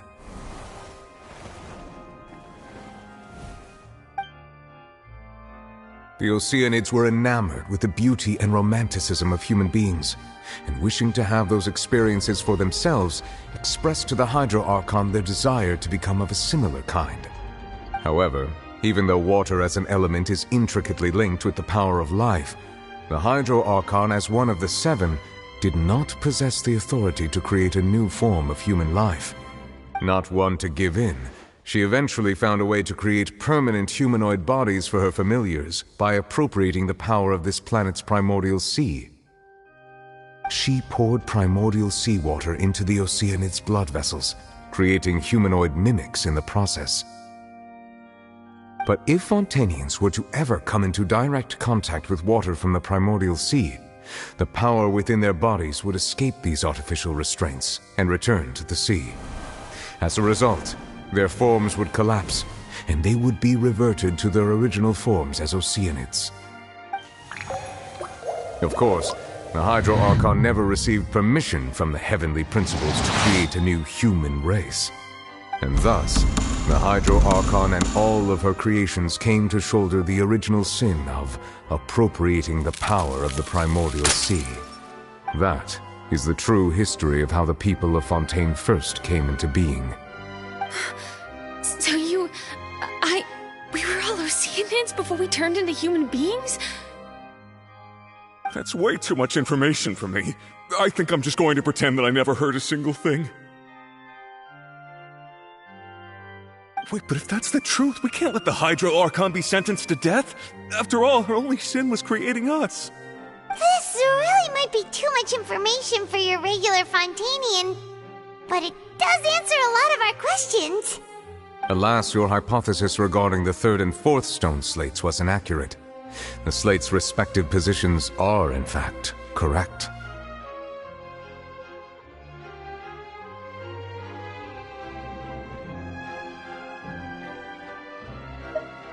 A key point of the visual on the 3rd slate is how all the individuals depicted in the water are humans rather than Oceanids. They have not been dissolved, which implies that the water depicted in this slate is not water from the primordial sea. The nation of Fontaine is the nation of Hydro, as well as the nation of trials and justice. Instead of being the literal element, the water in the scene symbolizes judgment and justice. You may also recall Navia's experience. When she fell into the sea, her consciousness was surrounded by that of many others who intended to hold a trial to determine her fate. Therefore, the meaning of the 3rd slate is that the people of Fontaine shall try the Hydro Archon at the court of justice. Yes, it refers to our present situation.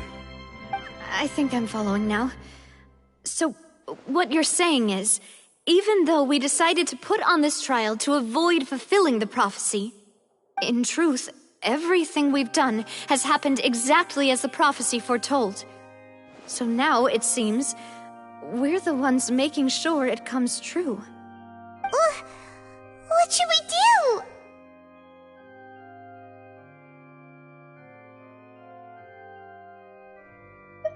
Huh. No matter what, the prophecy will be fulfilled. Is this what it feels like to be a prisoner of fate?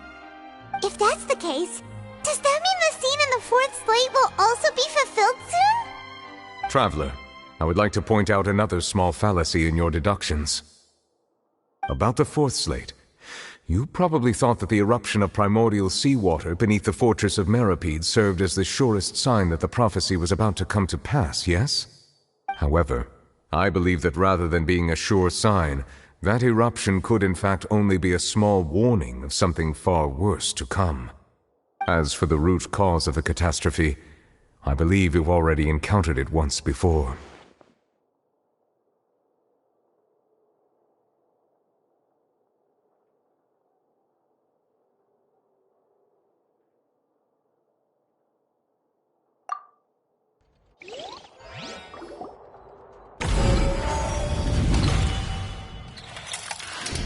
This eruption was just a small warning of the things to come. We must find the root cause of the disaster.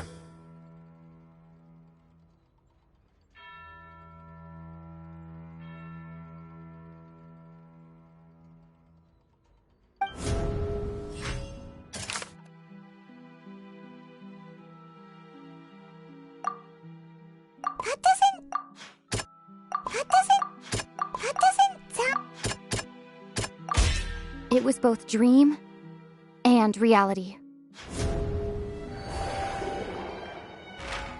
If we're talking about a true culprit, that could only be that thing inside the primordial sea, right?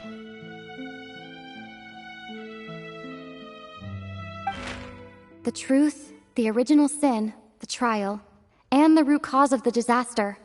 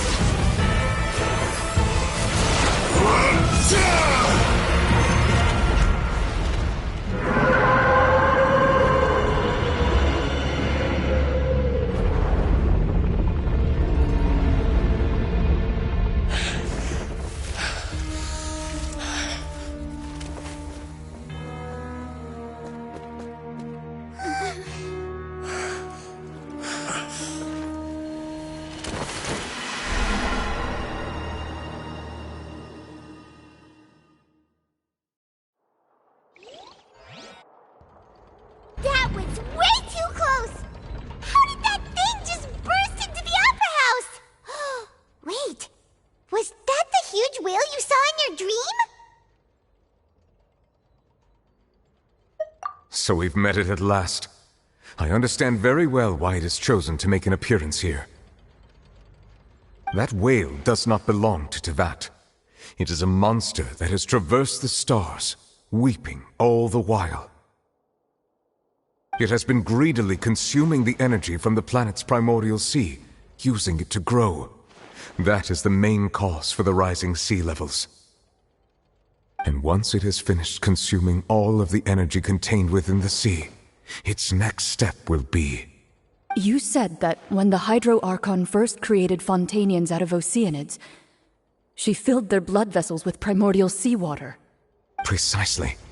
That whale finds the blood of Fontanians nigh impossible to resist.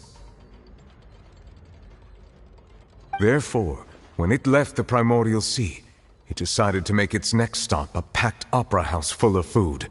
Food in the form of Fontanians. We just barely managed to push it back, right? In that case, won't it come back to target the people again once it's managed to recover its strength? That is correct. Indeed, it is more accurate to say that we should thank that Harbinger for buying us some time.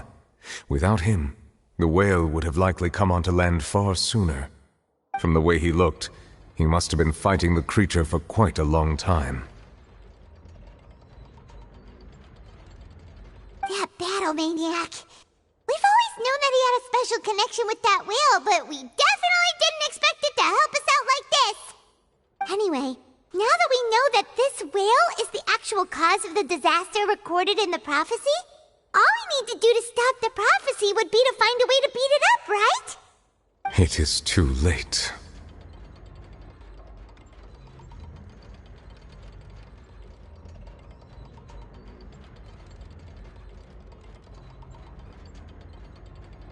It had already absorbed too much of the primordial sea's energy before we could notice it. At this point, it has become practically integrated with the sea itself.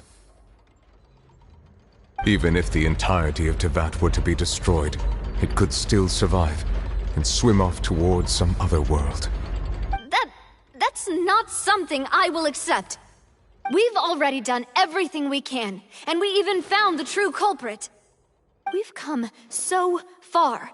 You can't just tell me that the last hurdle is some impossible foe. That's just not fair. Indeed, that's not how a grand performance should end. I'll fight it to the end, no matter what.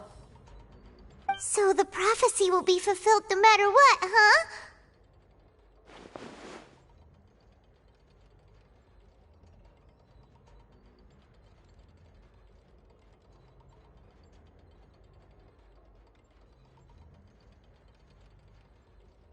The prophecy.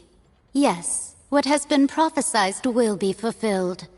You may view such things as the history of the future.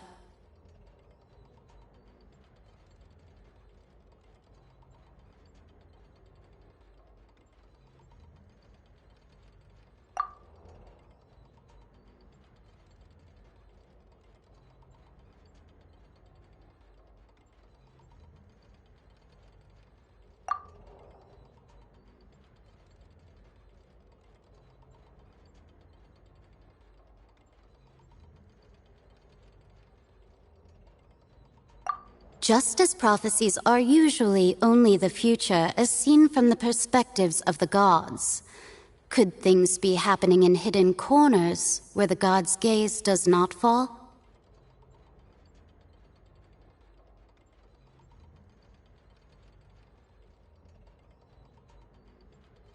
Ultimately, fate shall serve as your only guide, no matter what will happen in Tevat's future. All you need to do is to play your part.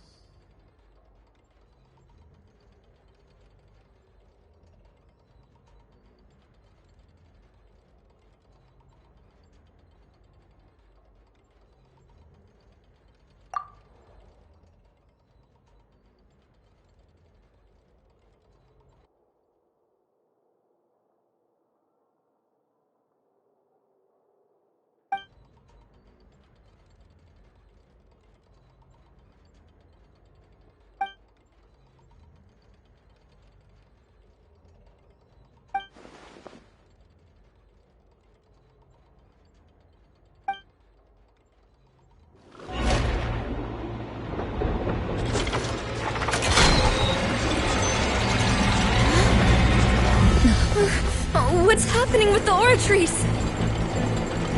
I believe it is preparing to carry out the death sentence.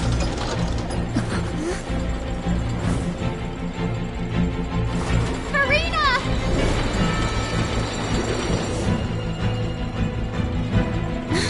No. still need answers!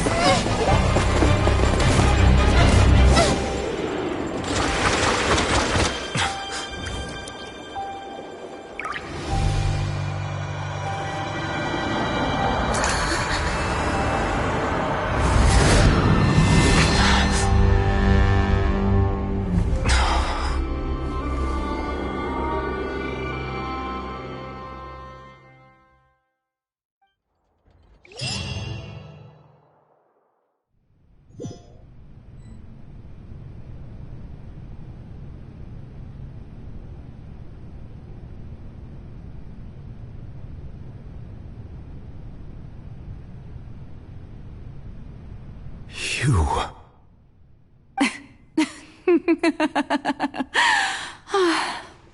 Sorry. That shocked expression on your face is just too amusing. I couldn't help myself. You are not Farina. Who are you? The sweet sound of bewilderment. Marvelous. A sure sign that my attempt to deceive everyone was a resounding success. But to answer your question, I am Focalor. You know, the god. Focalor? Why did you deceive us? Oh, that wasn't my goal, of course. Goodness, no. But I had to fool everyone else too, if I was to stand any chance of deceiving the heavenly principles. Deceiving the heavenly principles? It's all because of that pernicious prophecy. Dreadful, wasn't it? Everyone doomed to dissolve. Fontaine condemned to be flooded.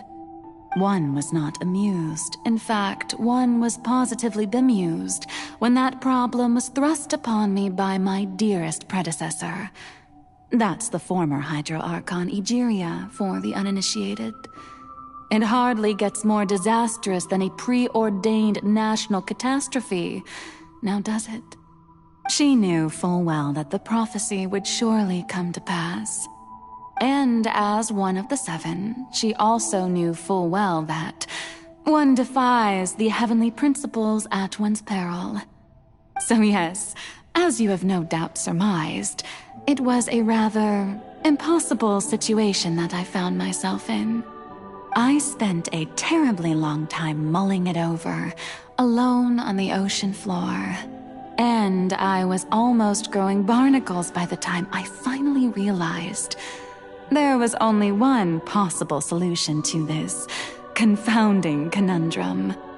I had to outwit the heavenly principles, allow the prophecy to be fulfilled, ostensibly at least, while saving everyone at the same time. I'm a genius, I know. I can only assume that's why Egeria chose me as her successor. Although, looking back now, it was hardly the inheritance one dreams of. Between the task of saving the nation, the quotidian duties of the Hydro Archon, and not to mention the original sin of creating a new race of humans, I dare say she left me quite a colossal mess to clean up. But one can only play the hand one is dealt. I did not choose this, any more than I chose to be one of her Oceanid familiars. So you were also once one of the Oceanids, transformed into a human by Egeria's hand? Yes, I was. I always dreamed of becoming human. And I still do, even now. In my eyes, to be human is to be part of the greatest opera ever known. After becoming a god, I separated my divinity from my body and spirit, leaving behind only a self that was as naive and bewildered as my past self on her first day as a human being. The me you see before you now is that divinity, and the human counterpart I left behind, I named Farina. She could feel joy, sorrow, and everything in between. She could be as vain and conceited, or as meek and vulnerable as she wished. Her strengths were of a kind only a human could possess, as were her shortcomings. But in my eyes, Furina's humanity was what made her perfect. She was perfectly human in every way. The person I always wanted to be. Anyway, so then I cursed her. All part of the plan, of course. The plan to deceive the heavenly principles. Do you still remember the final scene of the prophecy? The Hydra Archon, alone, weeping on her throne.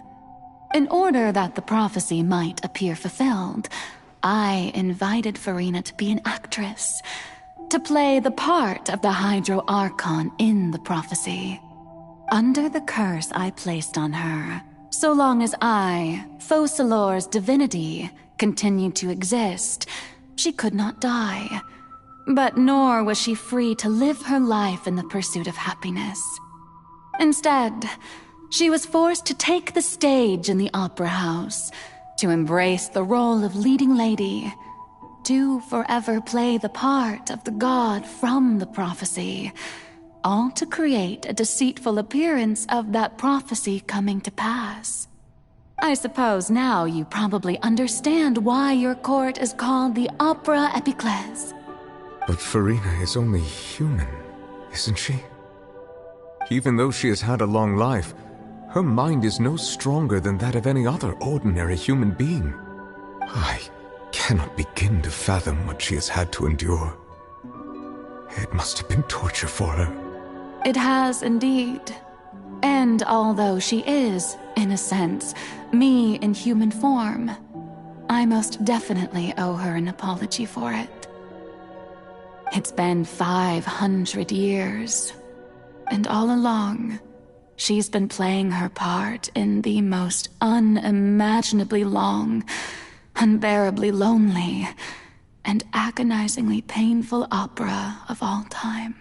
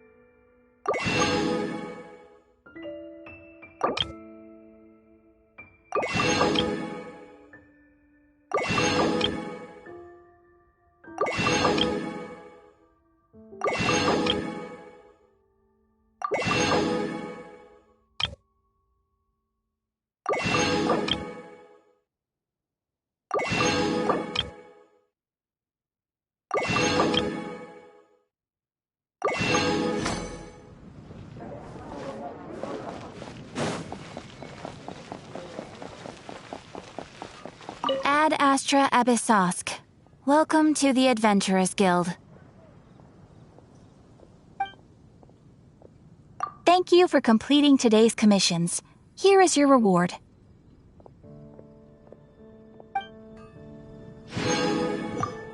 Ad Astra...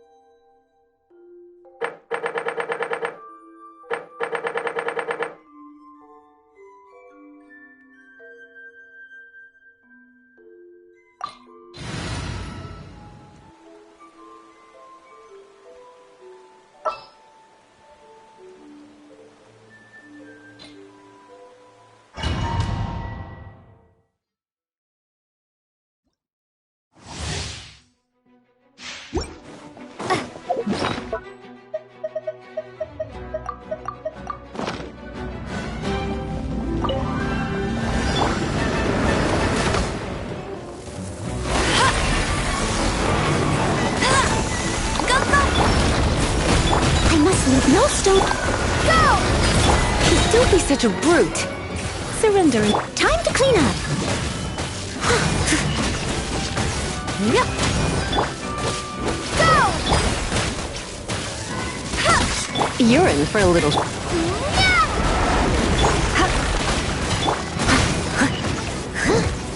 Steady as stone. Not so hard!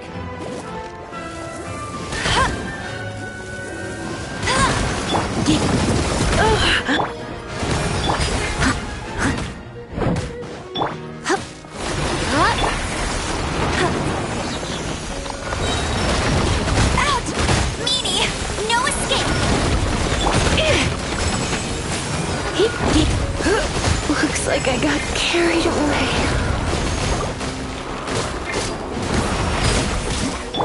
I must leave no stone unturned.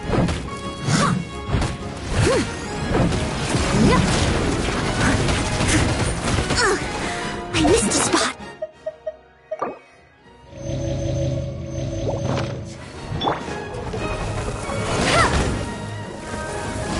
Not so hard! Get Yep.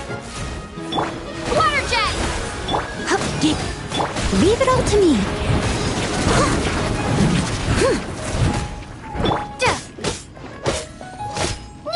Go! Yep.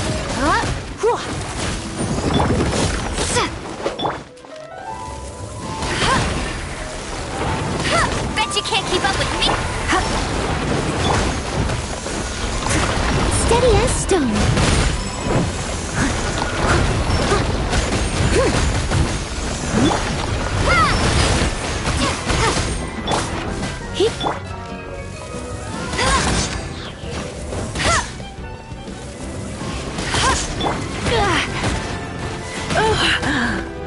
Come a little closer. Wipe out! You're in for a little shock. I must leave no stone unturned. I'll catch up. Go!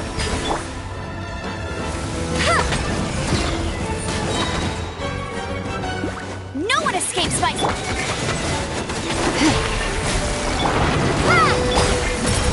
As a good knight should. Leave it all to me.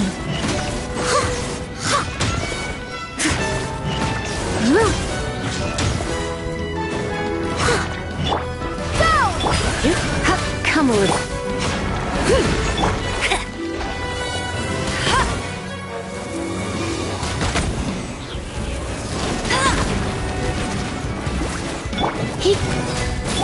Water jet! Steady as stone. You're in for a little shock.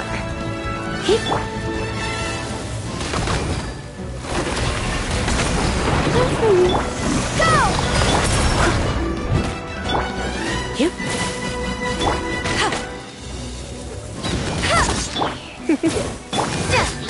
Let it rain! Bombs away!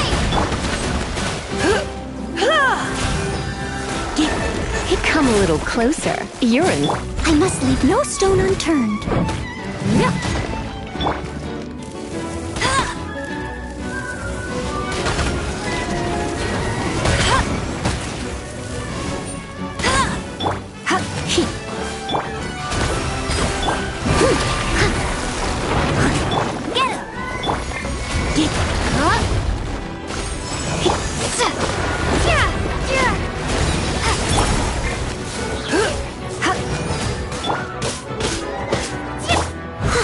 Steady as stone.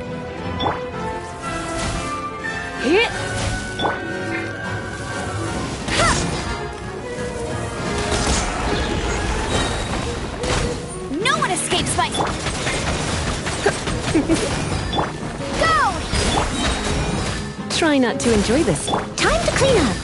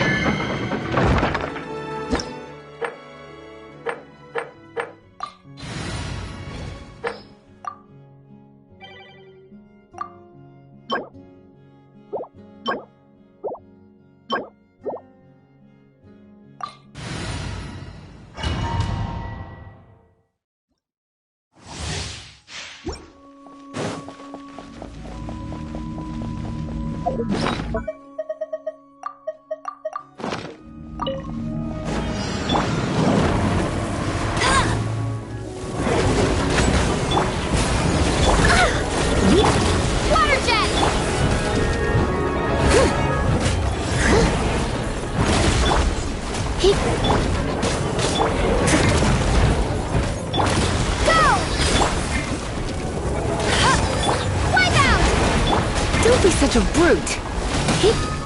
You're in for a little shock. No escape! Someone needs assistance.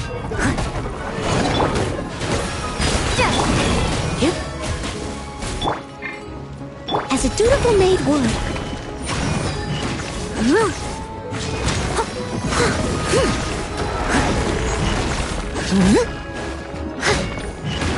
Steady as stone.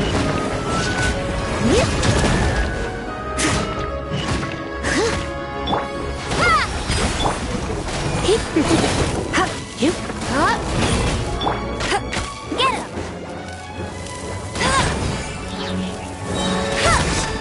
Let it rain!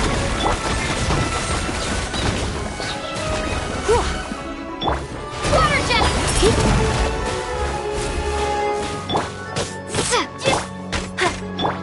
I must leave no stone unturned.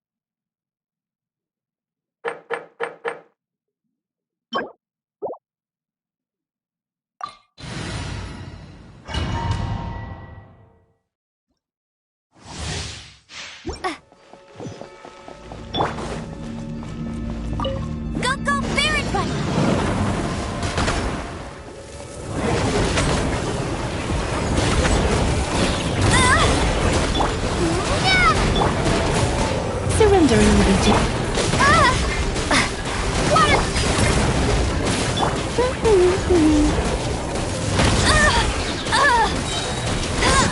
escape! Time to clean up! Steady as stone!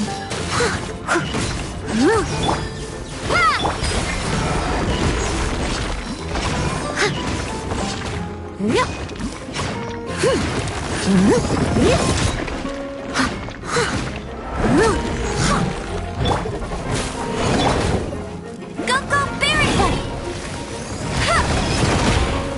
Not so hard!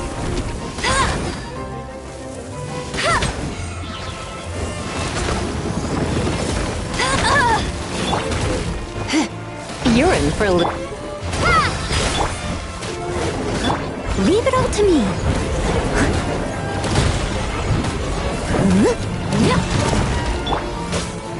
Go! No one escapes my...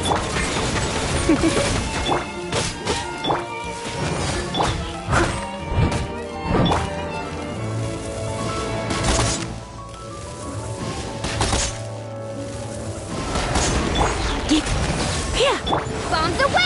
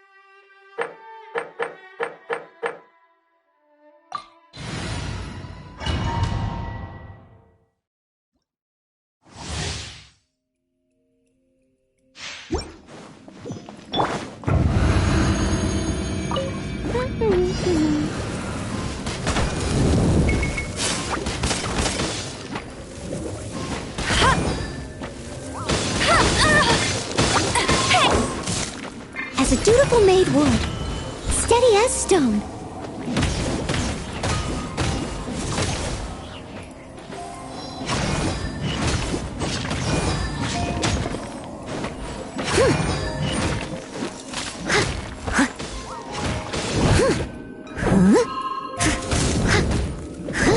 Let it rain! Water jet!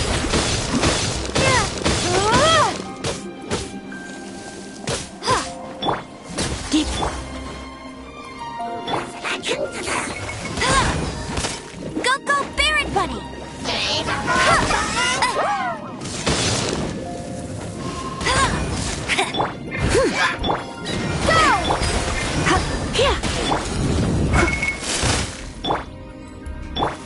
Try not to.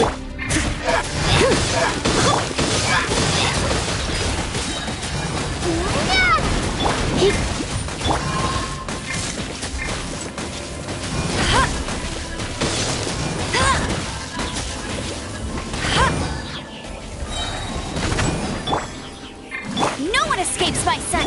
Go! As a good knight should.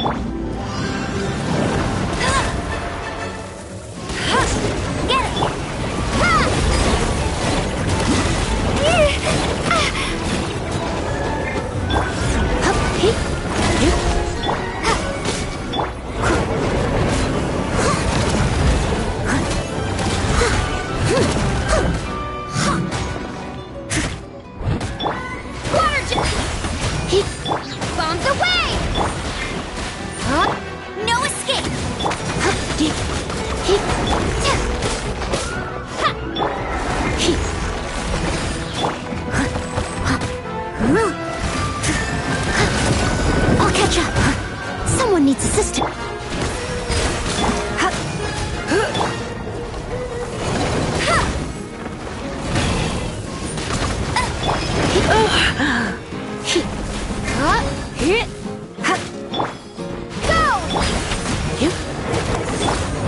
As a dutiful maid woman.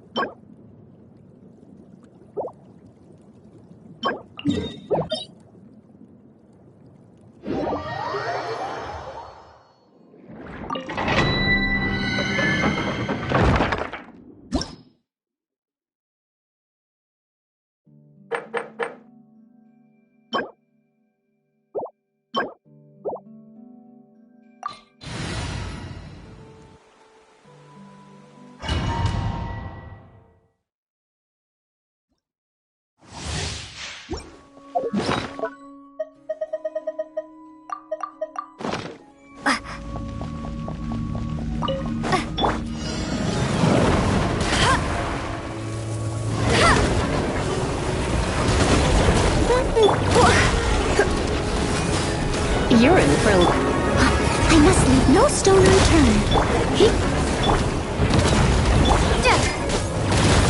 Let it rain!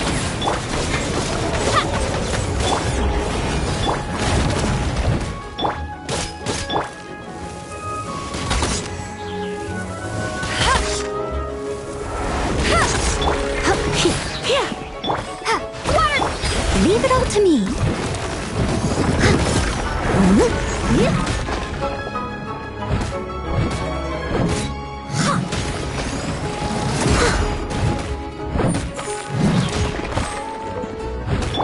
Let's spark. I must leave no stone unturned. As a good go!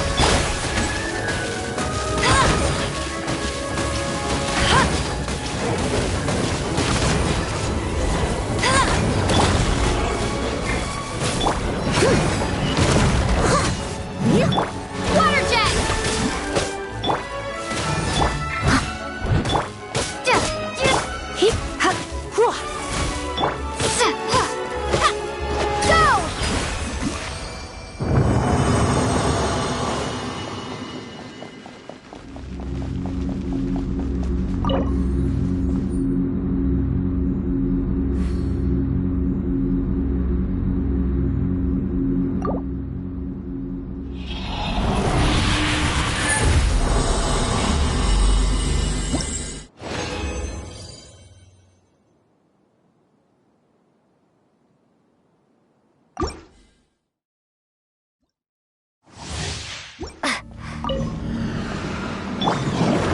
No escape!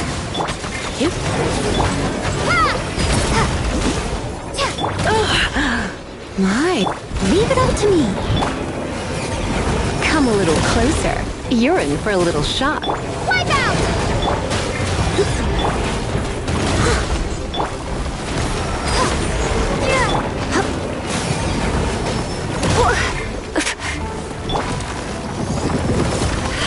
Not so hard! Go, go! Come a little closer.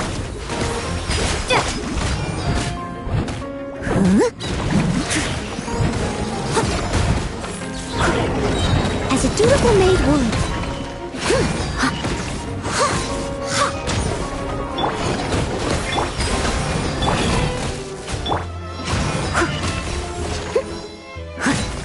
No one escapes my... You're in.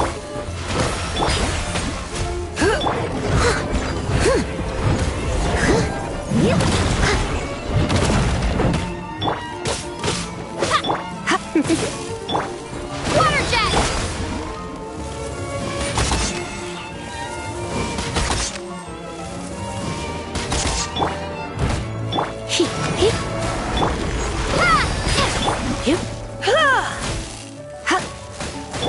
Bombs away!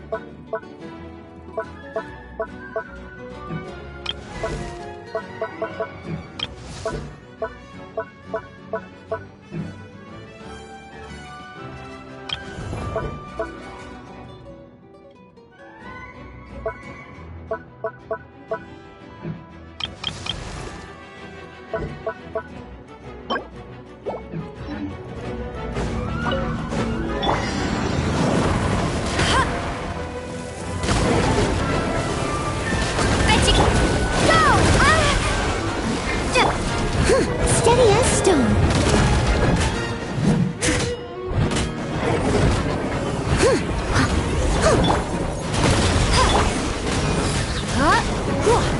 You're in for a little shock. But don't be such a brute.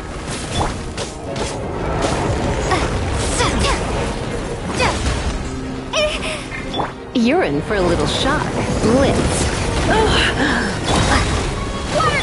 Try not to... Let it rain. As a good knight should.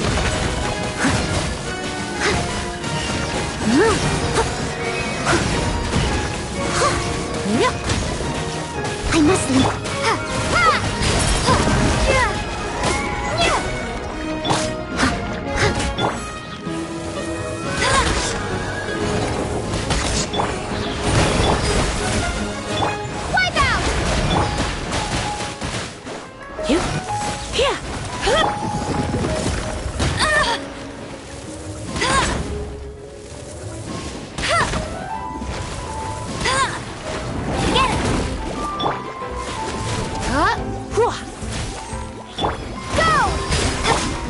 Steady as stone.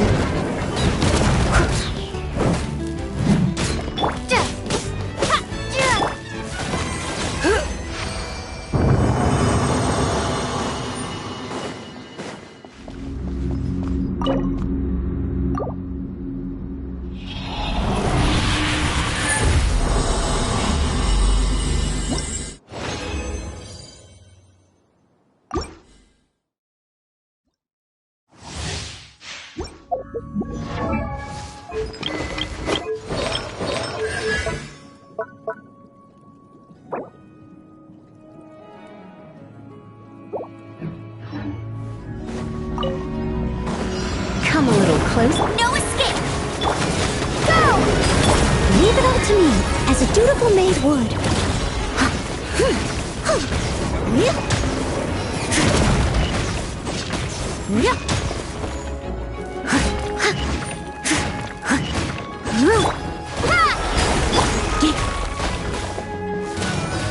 You're in.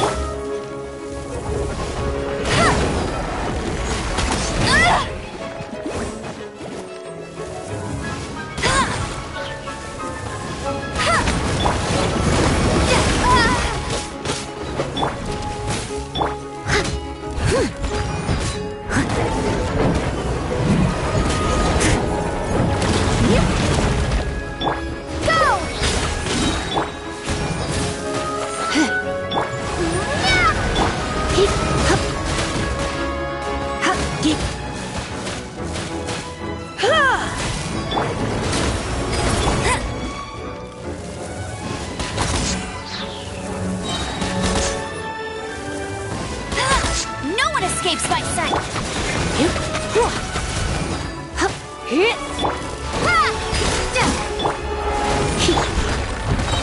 As a good knight should.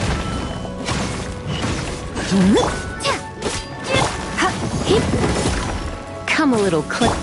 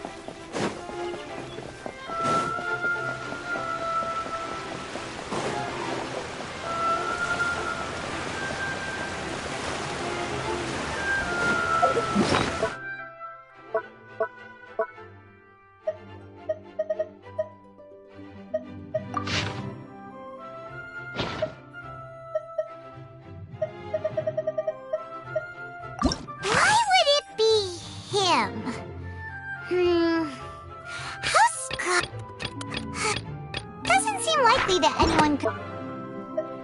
Paimon can't tell how here. How could it be? You described the words of someone as extraordinary as a witch.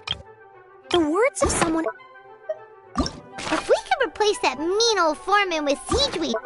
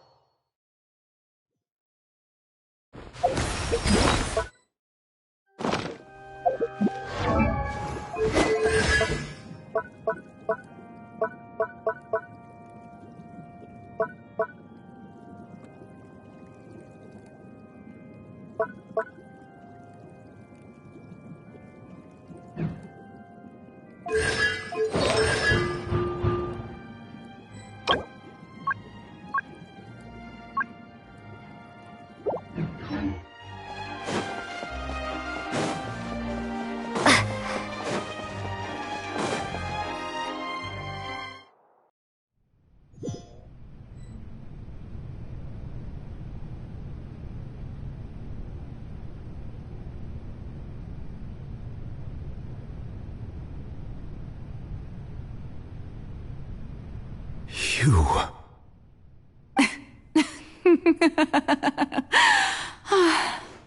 Sorry. That shocked expression on your face is just too amusing. I couldn't help myself. You are not Farina. Who are you? The sweet sound of bewilderment. Marvelous. A sure sign that my attempt to deceive everyone was a resounding success. But to answer your question, I am Focalor. You know, the god. Focalor? Why did you deceive us? Oh, that wasn't my goal, of course. Goodness, no.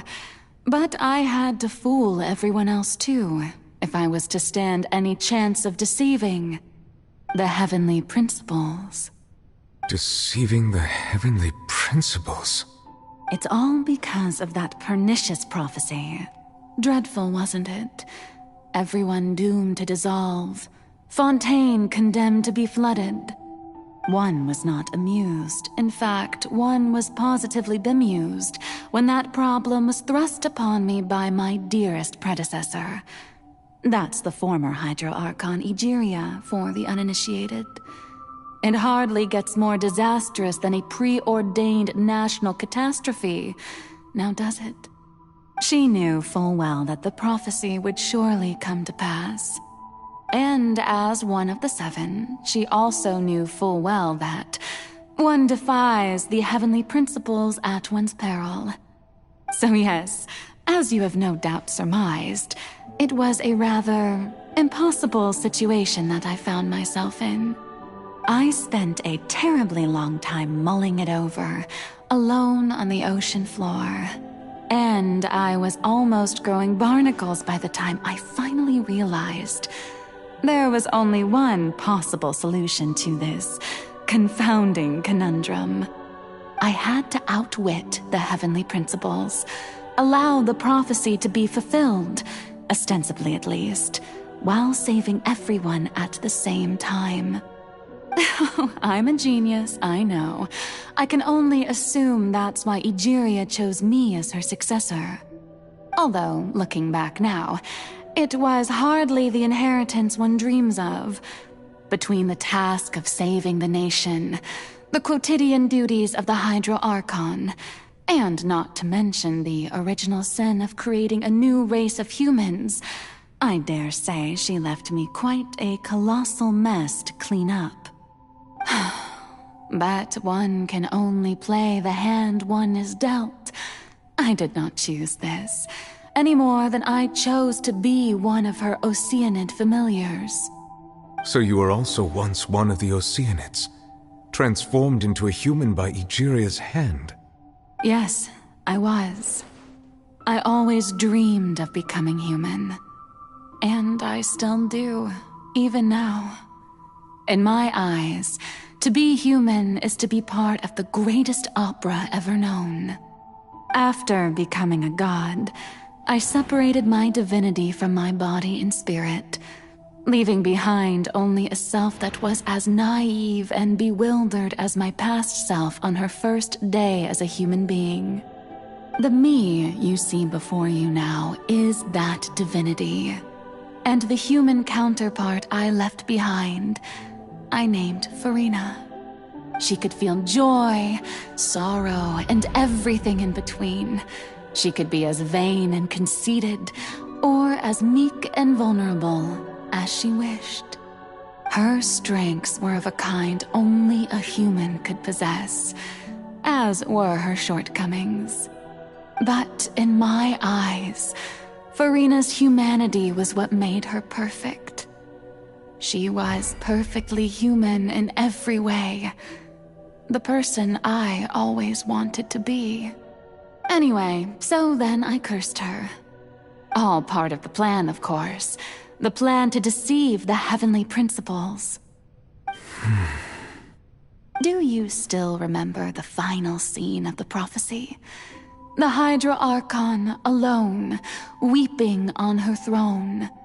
In order that the prophecy might appear fulfilled, I invited Furina to be an actress, to play the part of the Hydro Archon in the prophecy.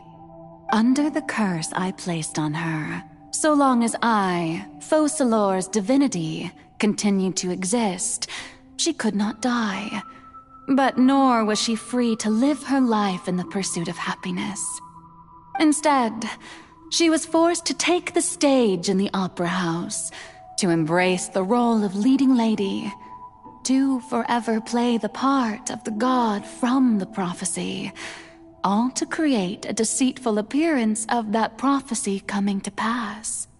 I suppose now you probably understand why your court is called the Opera Epiclese. But Farina is only human, isn't she?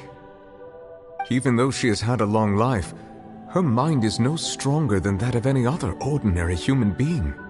I cannot begin to fathom what she has had to endure. It must have been torture for her. It has indeed. And although she is, in a sense, me in human form, I most definitely owe her an apology for it.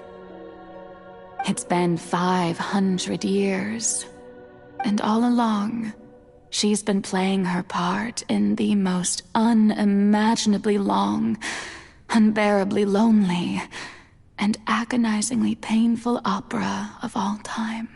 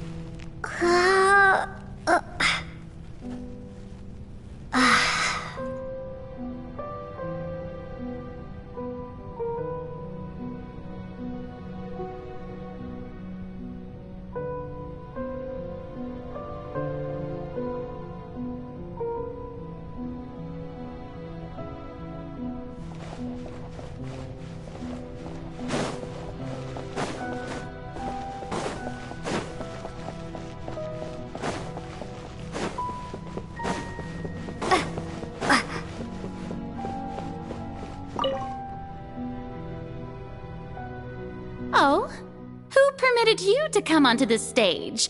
Now, I understand your admiration for my august self, but I must ask you to keep to the rules.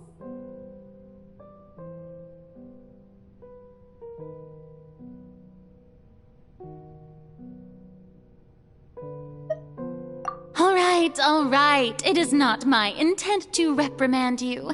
There is no need to state your name. Just be off with you. Do not distract me from my performance.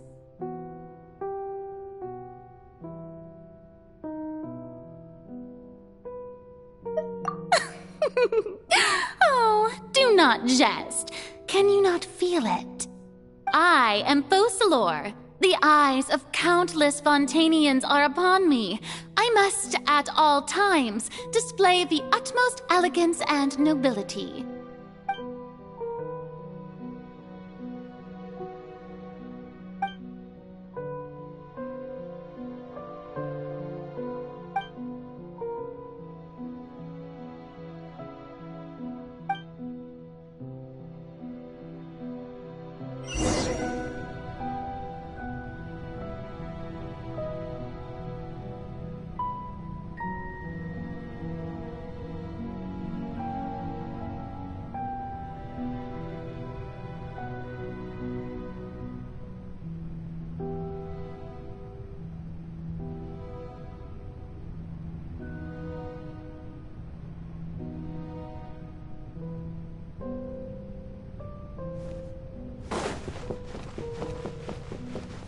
Dear audience, the performance is experiencing a technical difficulty, but worry not. The guards shall resolve it soon enough.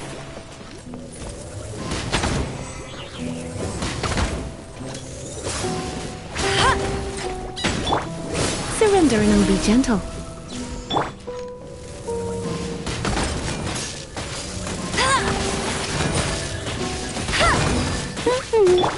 You're in.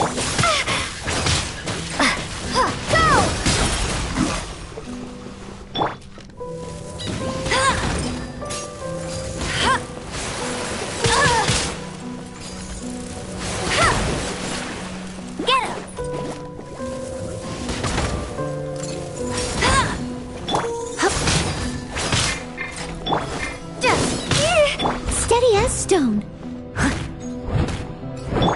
Water jet! Bombs away!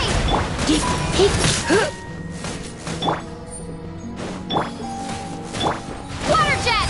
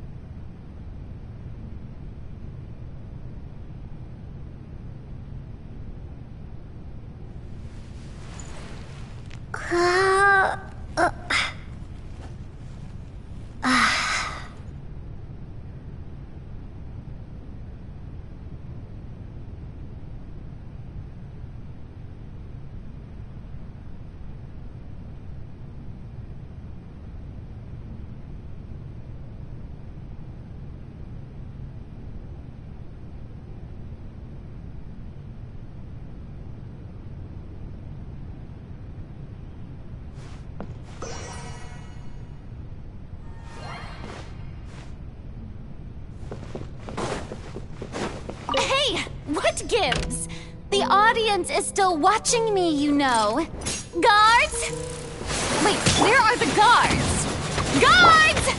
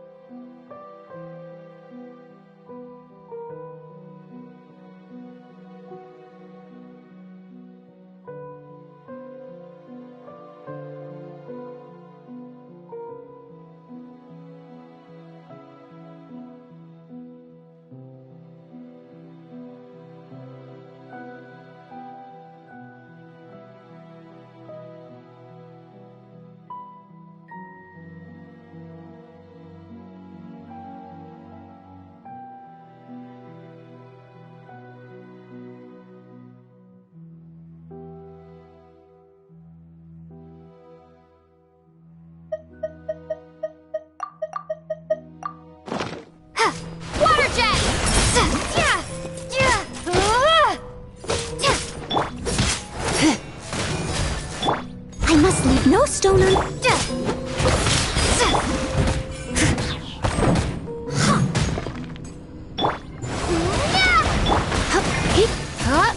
You're in for a little shock.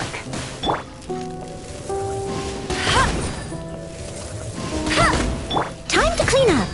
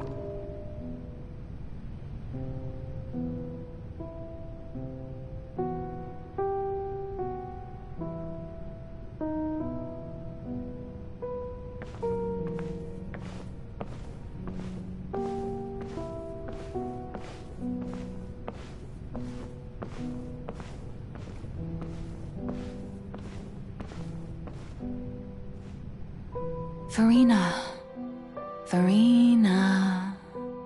Huh? Who's that? Who's calling me? Where are you? Be not nervous. Be not afraid. I am before you. Wait a moment. You're near me? How can this be?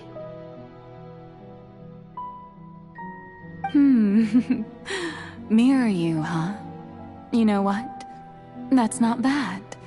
Let's go with that. Mirror me?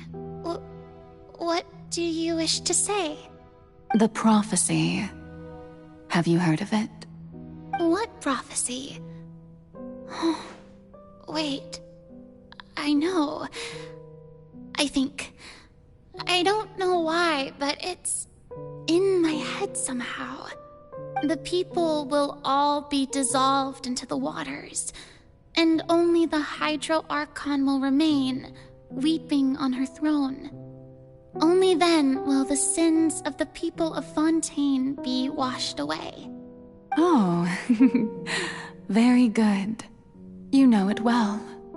What's going on? I can't seem to remember anything clearly. The only thing I know for sure is this prophecy. Will it really come to pass? Yes, it will. And that is why I've come to you. Disaster will come to Fontaine sooner or later. Things will develop just as the prophecy declared. There is no escaping it. But doesn't that mean everyone will die? I'm a Fontainian just like them. Will I dissolve too? Oh, don't worry. Magical meetings exist in this world precisely to give people a chance to turn things around. It is the reason why you met me today. I will tell you how to save everyone, but you may have to suffer somewhat. Oh, so there's still hope after all. Goodness, you frightened me. You spoke so much and with so much certainty. As for the suffering, well, I will admit that the first thing that came to mind was, why do I have to be the one to suffer? But if the prophecy will come true, I'll also die anyway, right? So if I've already met you as my magical meeting in this world, if there were scales, with all the people of Fontaine on one side and my pain on the other, is it not obvious where the scales should tilt? You truly are the perfect human. My ideal. I suppose this would also be the justice that belongs to you. Huh? Don't worry, it's nothing. Listen well. Fontaine has just lost its Hydro Archon. I need you to play a role. That of the new Archon. Play as a god? That's right. You must begin a never-ending masquerade. You must never let anyone suspect your identity. If you can keep it up, then I shall have my way of defying this prophecy. But should your identity be revealed, then all hope will be lost. But how will I do this? A human assuming the role of a god without being exposed. Don't worry. What you must do is not to turn yourself into a real god. You simply need to play the role of a god as humans imagine them to be. Being a human yourself, I'm sure you already know what such an entity would be like. Remember, your true challenge will not be pursuing divinity, but contending against humanity. I'm still not sure I understand, but I'll try. I'll try to do this. So, how long am I going to have to play this role? To accomplish this mission, you will have to stay on the stage for many, many years. You will endure and not grow old until your task ends. But I promise you, all will eventually end in a magnificent and dramatic trial, and everyone will be saved. A trial, huh? How exciting. I'll be looking forward to it.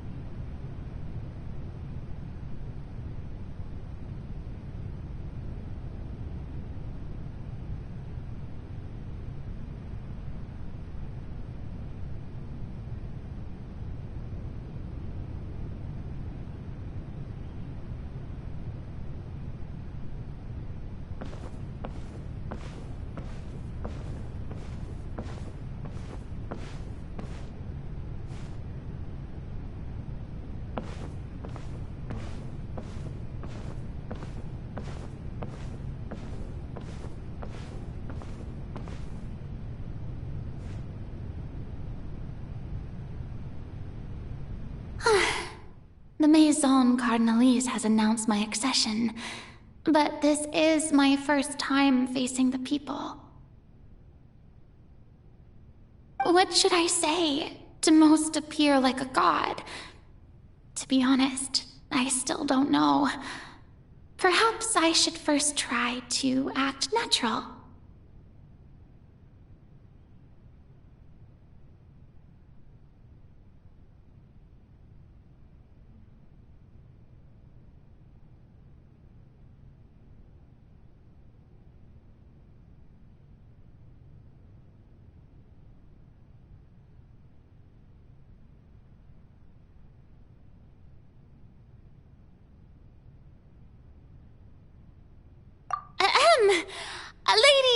and gentlemen, good evening, and welcome to the Opera Epiclese. I'm sure you've all heard about how I have taken on the role of Hydro Archon. Indeed, I am Farina de Fontaine, your new Archon. In truth, I know little about becoming a nation's new god, but it will be my honor to guide you all. As the god Focalor, the god of justice, I shall do all within my power to lead you into an age. Once again, thank you all for coming. If you should have any questions or suggestions, please send them to the Maison Cardinalise. The future of Fontaine will require us to work together, after all. This should do it. I thought I might stammer, but thankfully, I was able to convey my thoughts just fine. Okay, and next. That's the new Hydro Archon. Is this some kind of joke by the Maison? I would have thought that a being that surpasses humanity would be a bit more assertive. Hey, did you hear that? She even told us to send her suggestions there at the end. Shouldn't gods be all-powerful? She's being so modest. What's the difference between her and an ordinary person, then? If you ask me, perhaps the succession didn't actually happen. She might just be a Maison-backed puppet. Wait, what's going on? Why is everyone suspecting me of being a fake? Oh, this is bad. If I get exposed here, there'll be no saving the people from the prophecy. Right. Mirmi said that I just need to play the role of a god as humans imagine them to be. Calm down, Farina. Think. What do the people want? How would they imagine a god to speak and act? Assertive, with a strong sense of presence. One who can dispel all doubt. That is the character I'm fated to play.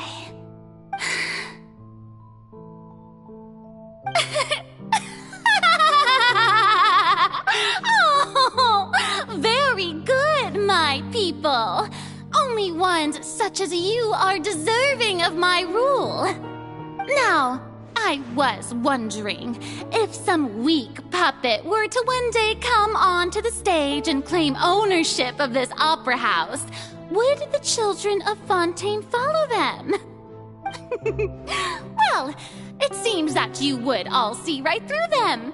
Having passed my test, you are qualified to witness wondrous trials alongside my august self, here in this opera house. You may consider my previous act a door gift of sorts. I thought it was a debut that suited the atmosphere. Now then, let us be reintroduced. Ah, so that was just a performance. How could I have forgotten that we were inside an opera house? Her personality. It's quite shocking, to be honest, but I suppose it's a better look than before.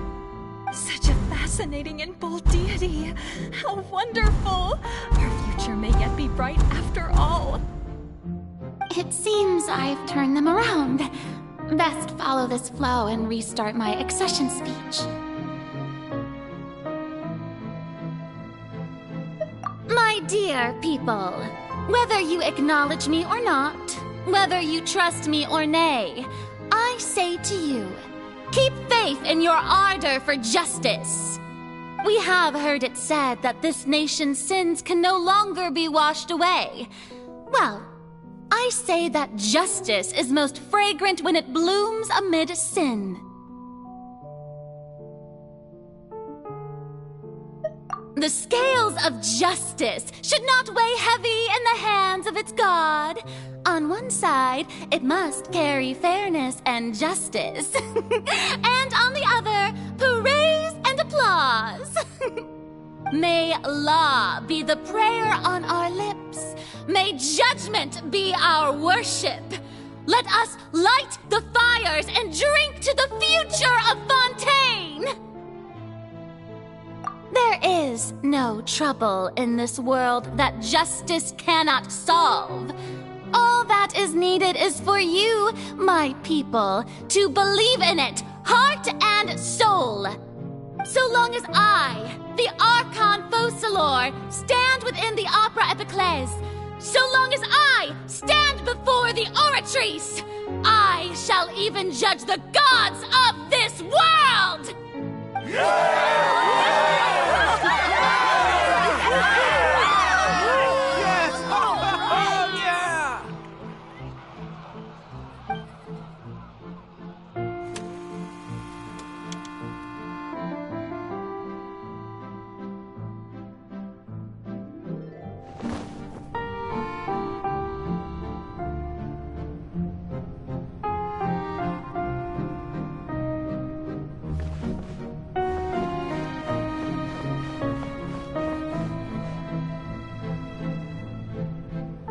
Lady Farina, here are today's case reports, as well as a summary of the follow-up for your perusal.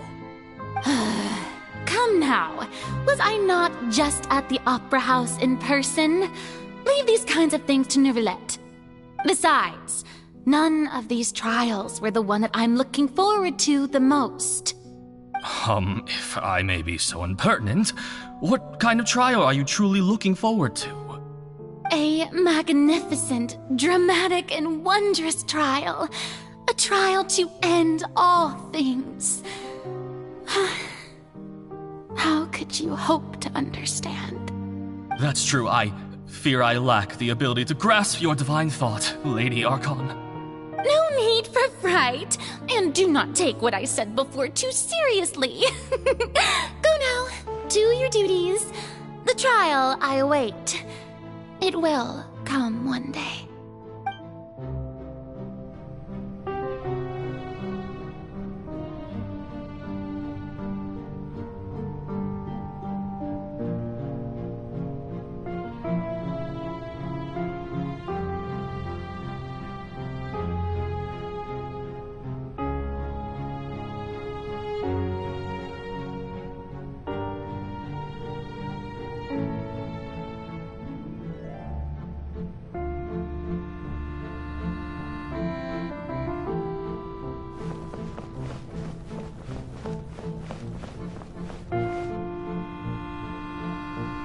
Lady Farina, I don't know what to say.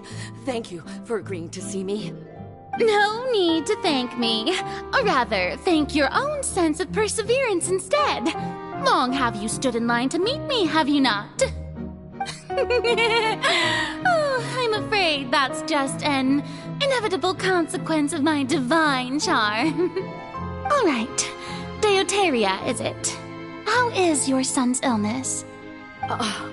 You remembered me, and you knew of my family, too. He is doing much better now. In fact, he is far more of an ardent believer than I. He was the one who forced me to seek an audience with you, and to bring your words back to him. Oh, good. Very good. If this should happen again in the future, please do not hesitate to come and tell me. Going down to citizens' homes every so often, while not usual practice, should serve as a fine change of pace. You're such a gentle and wise god. Thank you once again, on behalf of my son.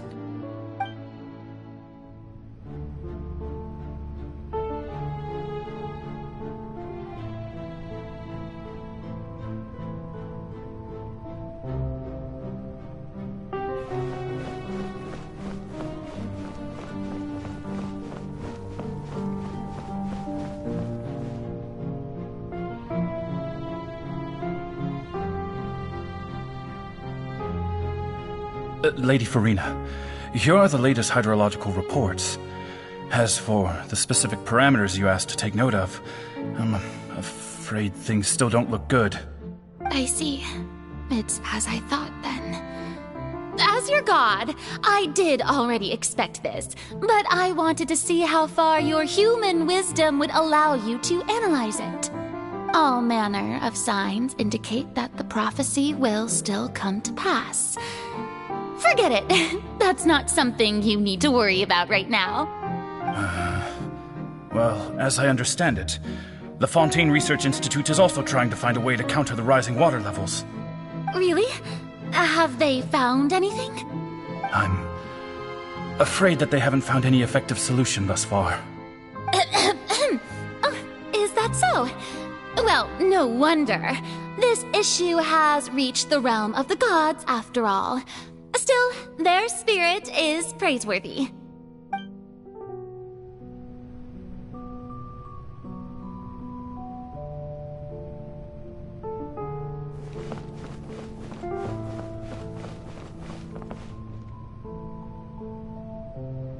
The day is finally over. I haven't had a moment to breathe this whole time. But it's good to see that everything's getting on track. There are no longer any voices of suspicion. Maybe this is fine. I just need to keep going, and everyone will be saved. Alright, Furina, don't think too hard about this. You need rest. Tomorrow's a new day.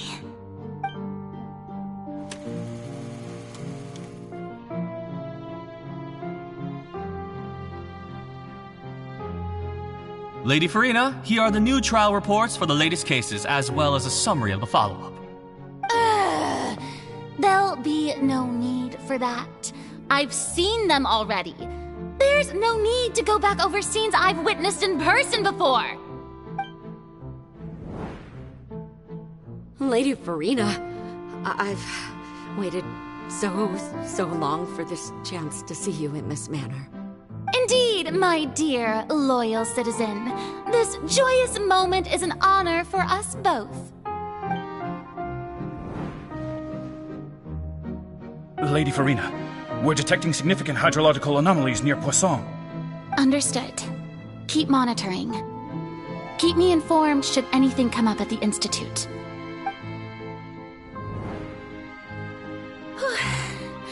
I don't think I let anything slip today. I must show the people that there is nothing to worry about. I just don't know when these days will end. I feel utterly exhausted. Best to rest early today, too.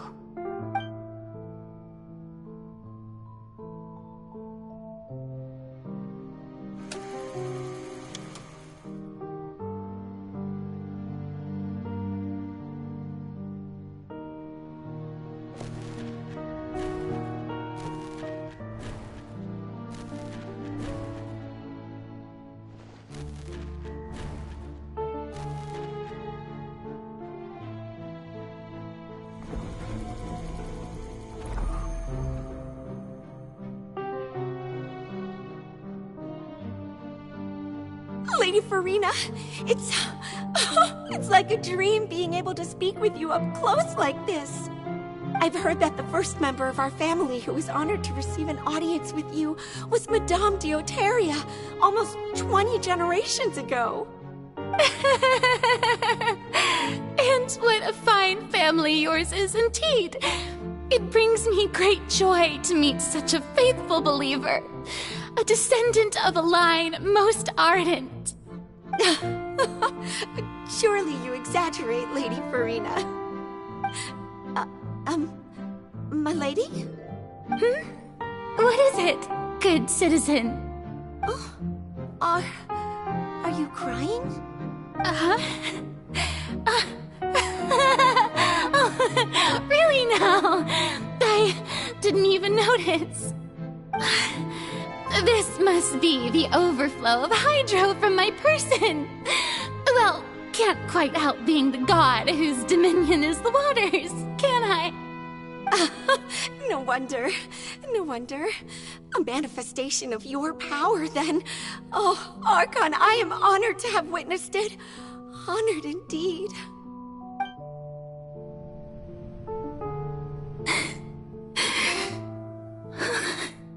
So interminable.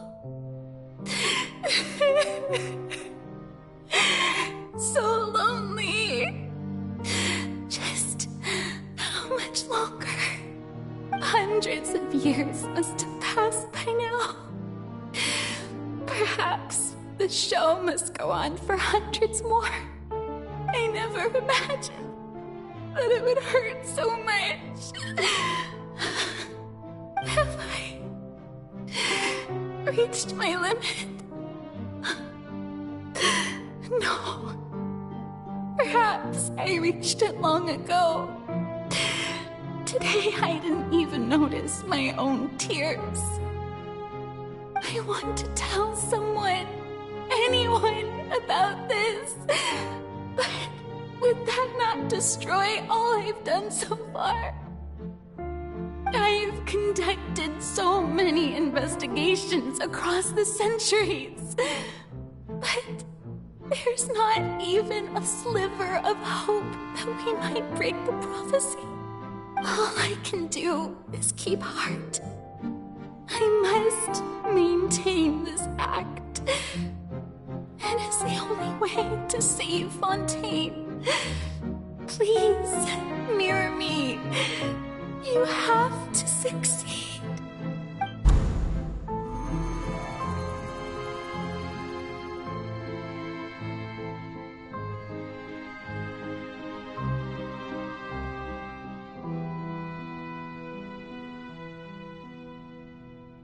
Furina, you don't have to shoulder this burden alone. Although I don't know what you might be keeping from everyone, your people are more than willing to share your burden with you.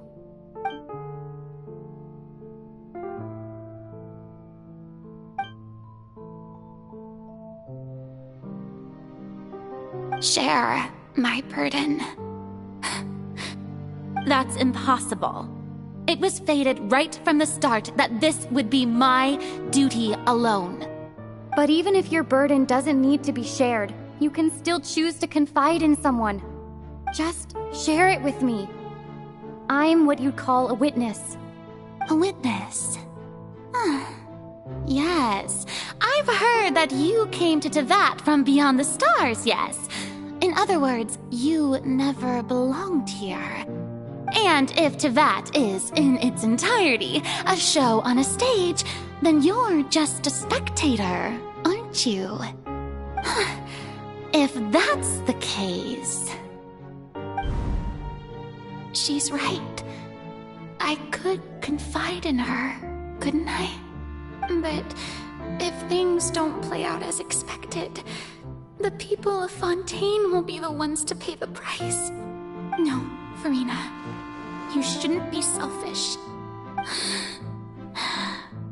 But what if it's really alright? Furina, you've worked so hard for so long. Surely it would be okay to put yourself first for once. Just this once. Is it such an outrageous thing to do anyway? To find someone in whom you can confide your frustrations and sorrows? Surely it could not hurt. If you let this opportunity slip through your fingers, it might never come by again. Think about it long and hard.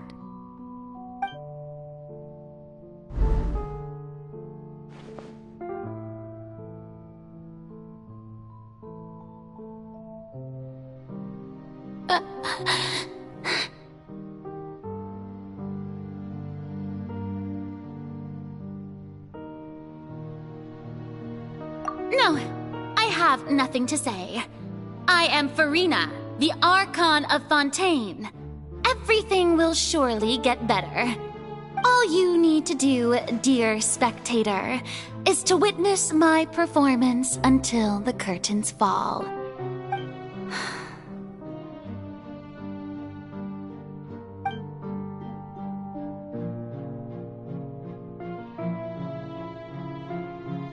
Fine.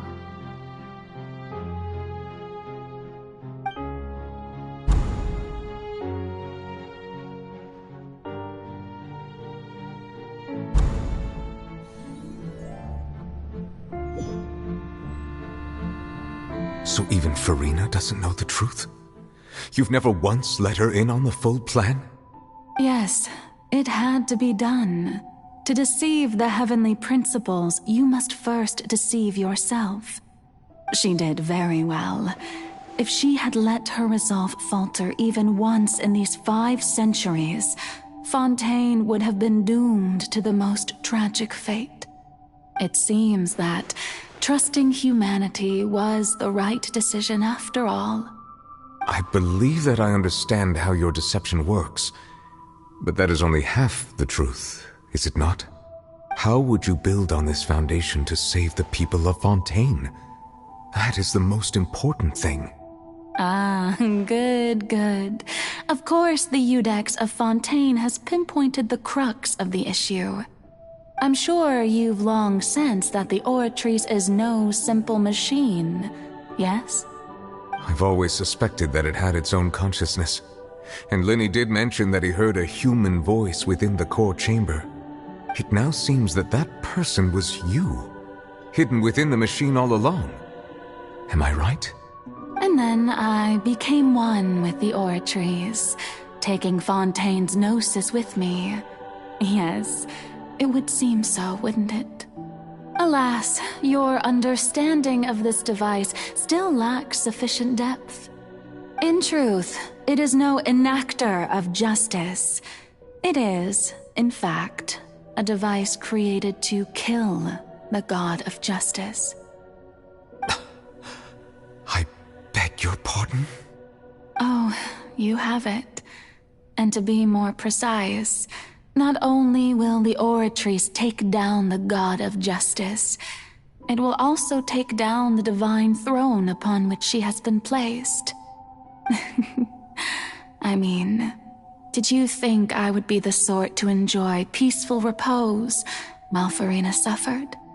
My work over these last 500 years has been to constantly accumulate indemnitium within the Oratrice. But really, some have already discovered that only a small fraction of the energy generated by the device was ever used to provide power to Fontaine. The vast majority had to be, accumulated to enact this death sentence. It was all a part of your plan, then? Both the trial and the sentence? Indeed. This power, accrued over 5 centuries, could have sustained Fontainians for millennia had it only been used for that purpose. Almost all of it has now been stored within the Oratrice. But only power of this magnitude could hope to destroy the Hydro Archon's divine throne, shaking the rules established by Celestia and breaking through the institution that is the Seven. So the Oratrice's call for death was for neither Furina nor Focalor, but for the Hydro Archon. The destruction of that divine throne. If I do not misunderstand your intent, you must be... returning what's rightfully yours to you, of course. In other words, this was all done to return the authority of the Hydro Archon to the Hydro Dragon of this planet. But...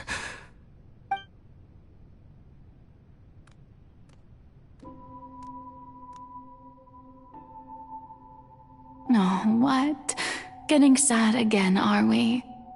The authority of the ancient dragons shall soon be yours once more, O Hydro Dragon Sovereign. And this is the face you make. All you've done throughout the years is just so you can sacrifice yourself at the very end. I've never quite seen it that way, you know. Even now, I'm quite pleased at how well my deception worked.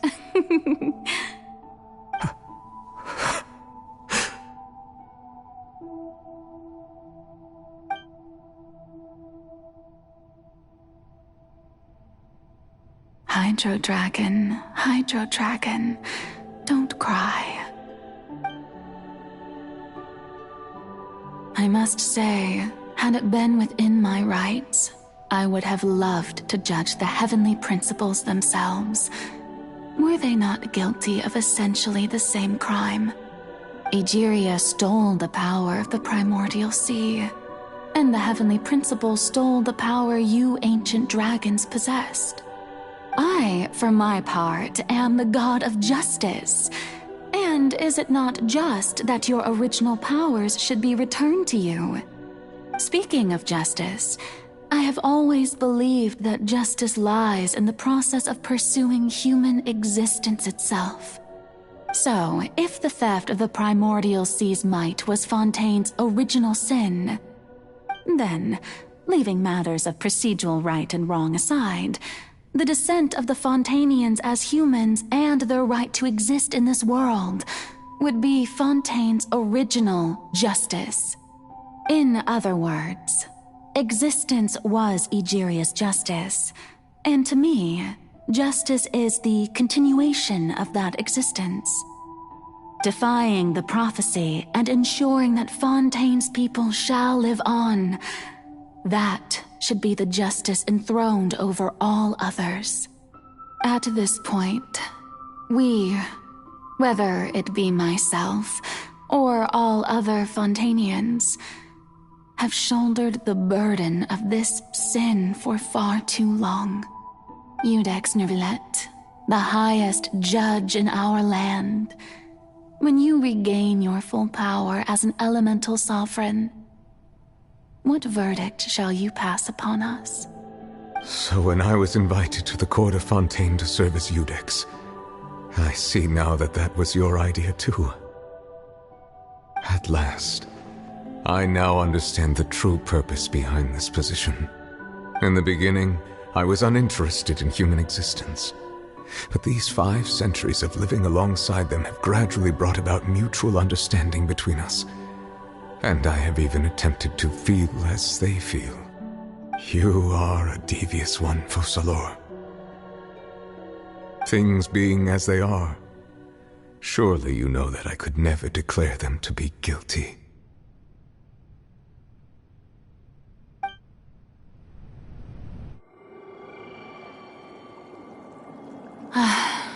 The hour of my execution is almost here. For the sinner, the curtain call has come. I know I may not sound it, but faced with death, I find myself a little afraid. Perhaps this is one thing both gods and humans have in common.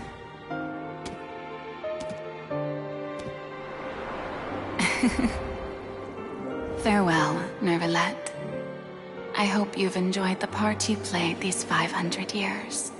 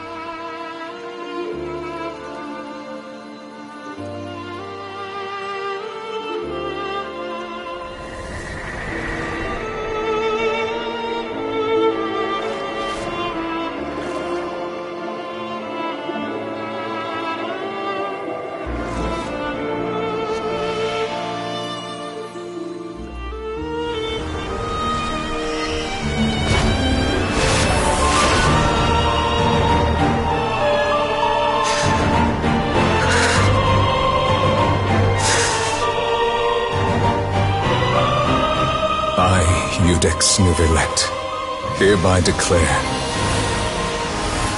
people of Fontaine, your sins are forgiven.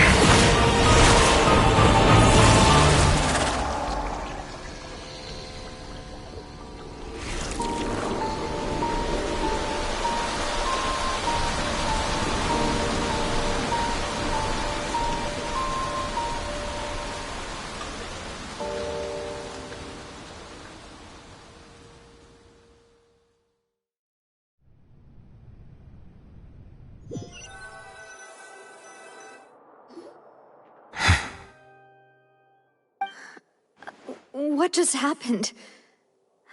Has the death sentence been carried out? Was that bright light some sort of misdirection? I have a feeling that something huge just happened. But since we're all still alive and haven't been dissolved, I assume whatever happened was good for us. It's time to end this. We must mete out punishment to that beast. But didn't you say just a moment ago that it can't be defeated? I have gained the strength sufficient to deal with it. Through certain means, I now have the ability to separate the power of the Primordial Sea from that creature. We should seize the opportunity to pursue our quarry.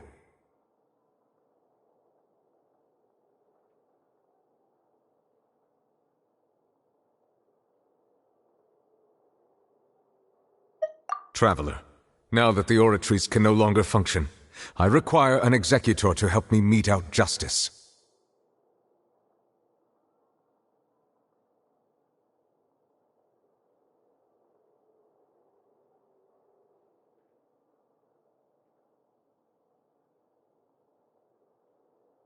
The root of the calamities befalling Fontaine, the beast that enacts the prophecy.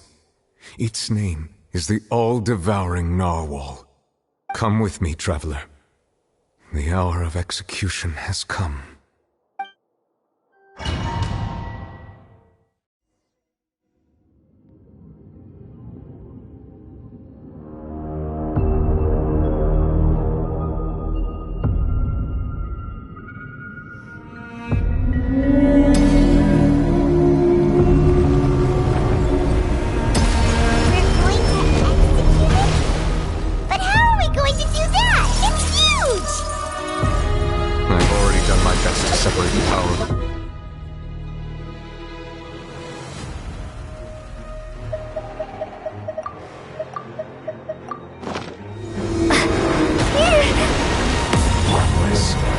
Find a way to attack it from within. I shall share a part of the ancient dragon's power with you. We shall look for an opening together.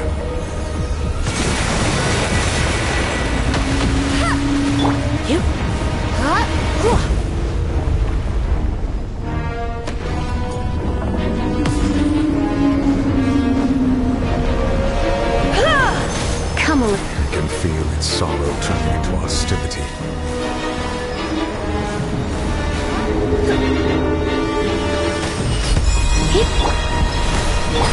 Steady as stone. You're in for a little shock.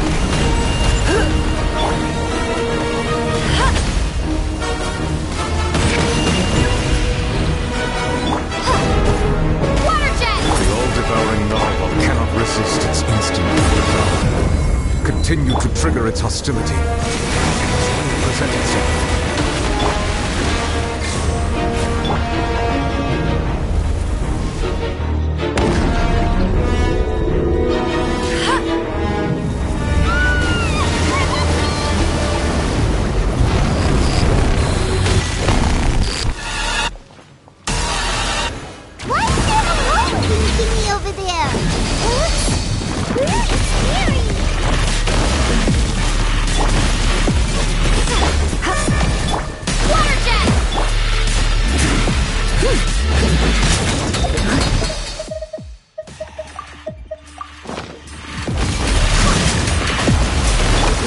Come a little closer. I have granted you my protection. Do not fear.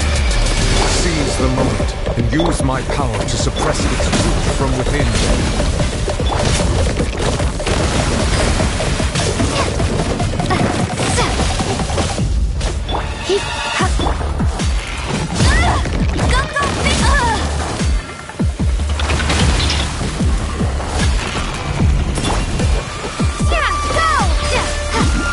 Leave it up to me.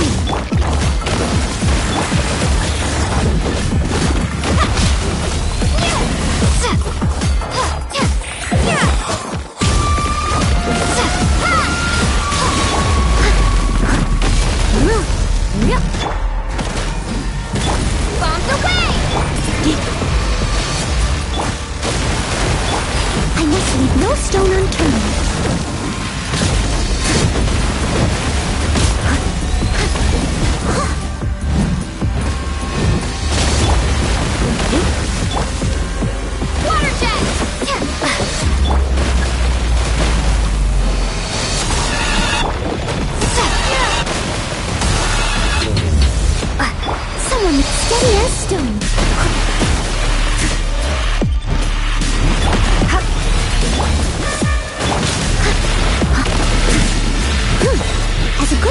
Let it rain!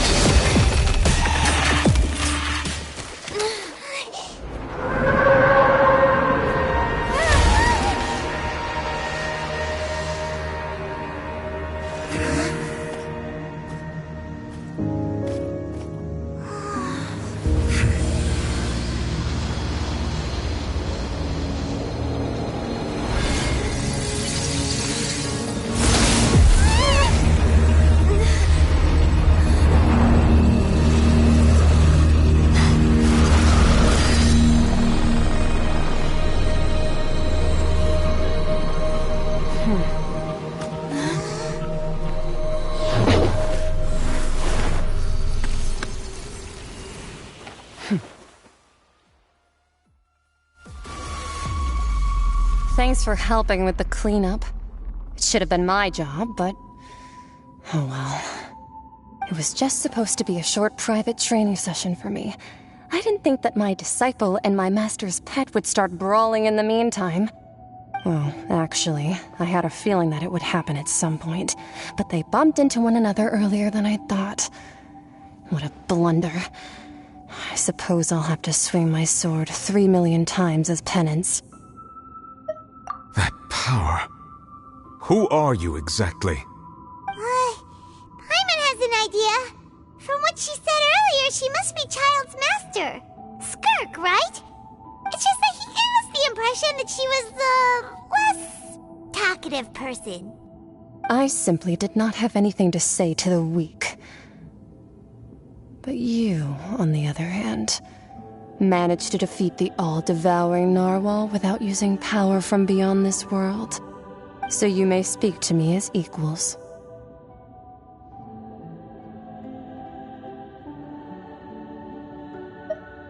I have to agree.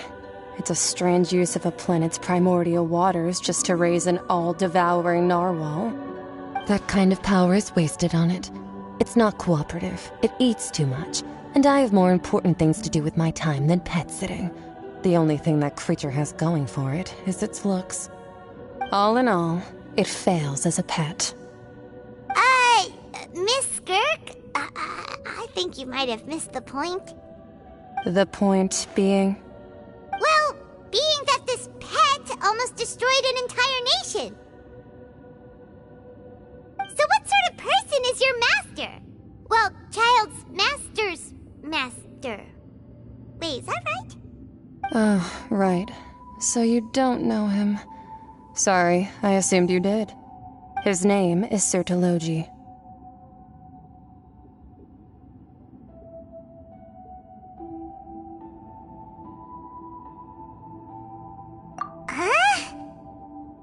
I am unfamiliar with that name. Huh. So Master isn't sufficiently famous. How should I describe him then? Have you heard of the name The Fowl? The Fowl? Still nothing? Well, how about The Visionary? Vetterfulnir then? Or Gold Rhindaughter? Ooh, that one we've heard! Rhindaughter's part of the Hexen Circle. She's Albedo's mom, right? Oh, so you do know that name. To be honest, I also heard all of those names and titles from my master. I don't actually know them either.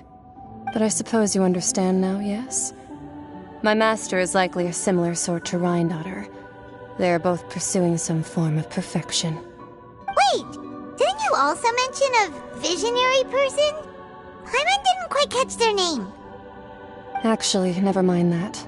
I believe it expedient to inform you that the all-devouring narwhal used up nearly all its strength fighting you. Such roiling hydro energies will prove difficult for the planet's deep seas to digest. As such, the fontaine back on the surface has most likely been thrown into chaos.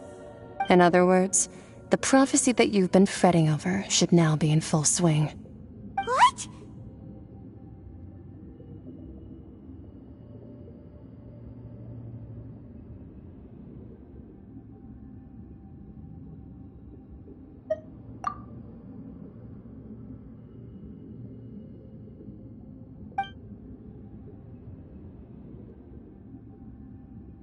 Not to worry.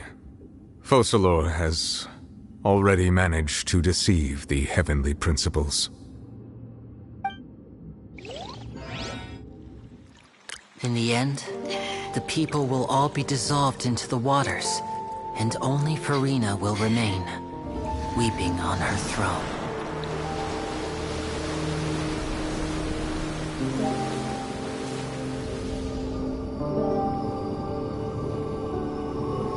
Only then will the sins of the people of Fontaine be washed away.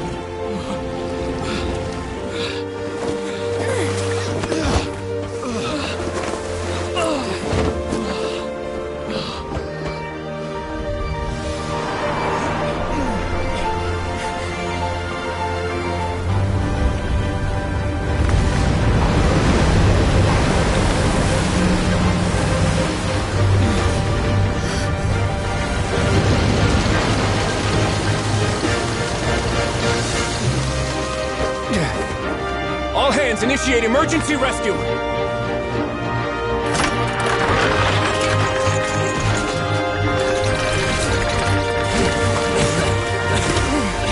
Hurry!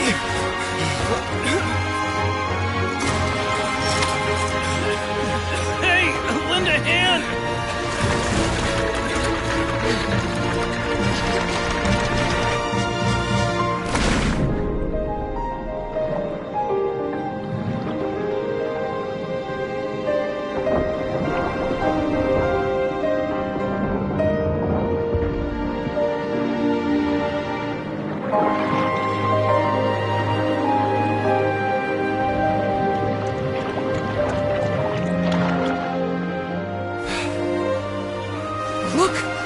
Receding!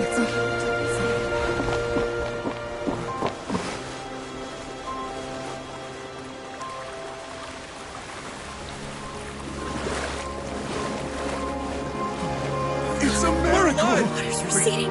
We didn't dissolve. The prophecy was wrong. The prophecy was wrong.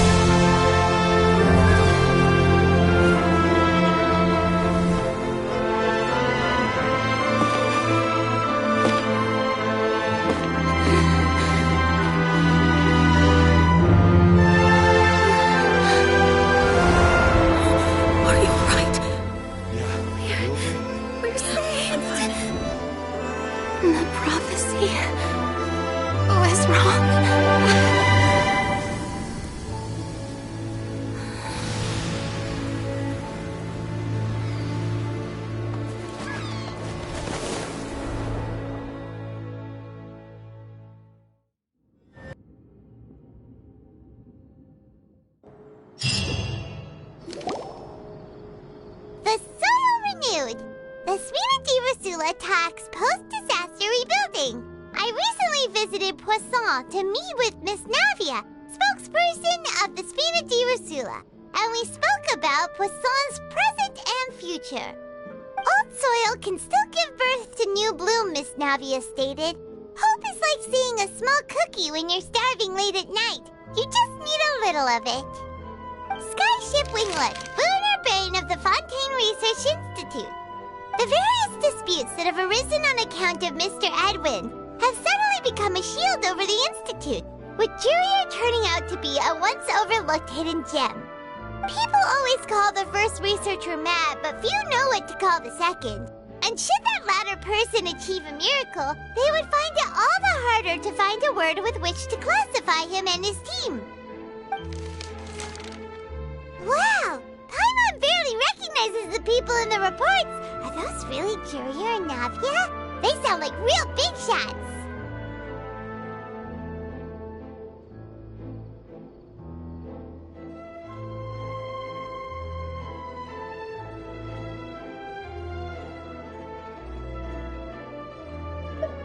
What do you think? Pretty enthralling, huh?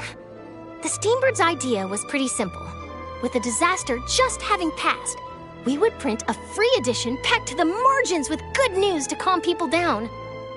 The value for these big scoops lies in their inevitable follow-ups. We'll publish further reports and go into the stories behind those people. Edwin's assistant, Jurier, created a true flying ship, while Navia is leading people in the reconstruction of their home. I'm sure that these stories could draw even your well-traveled eye.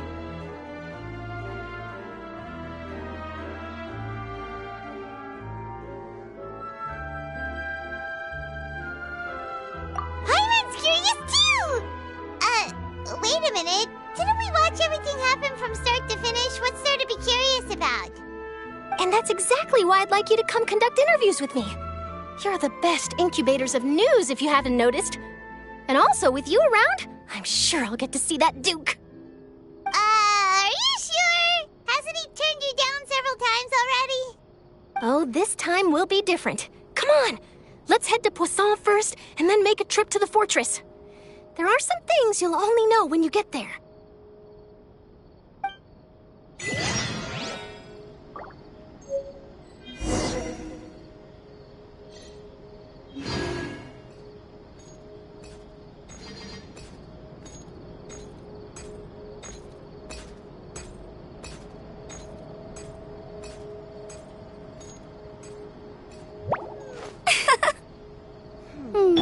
Do we have anyone doing this, stuff?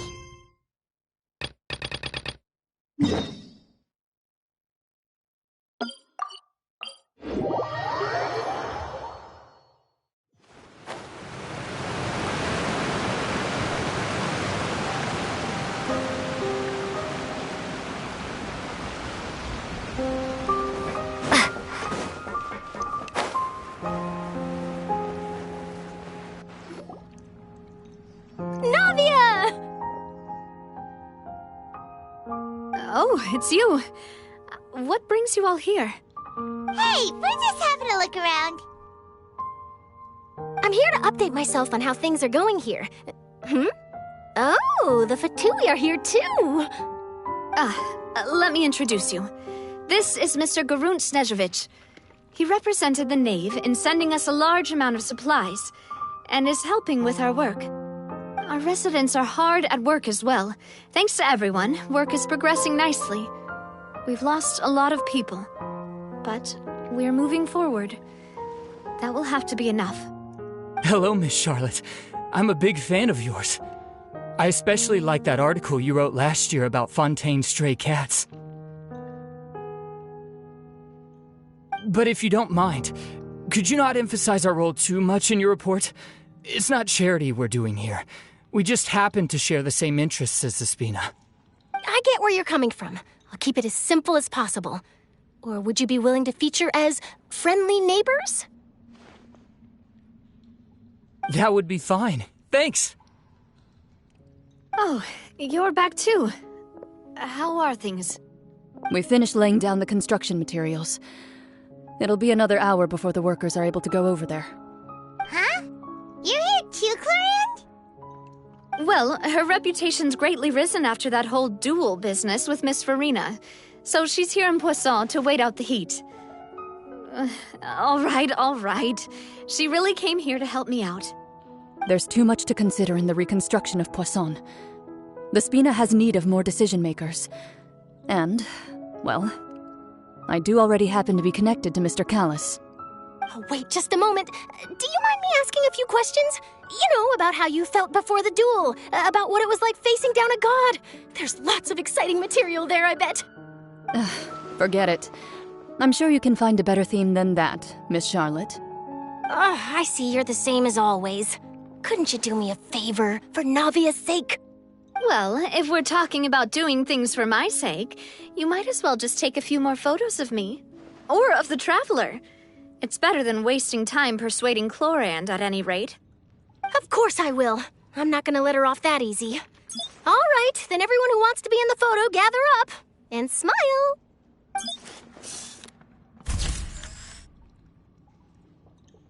How did it go? Was it a good shot? Did Paimon look cute in it? Not bad. Your addition really helped the composition of the picture. All right, hang on a moment. Let me snap a few more shots.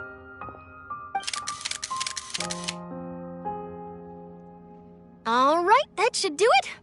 I'll be back here later anyway, so let's call it a day.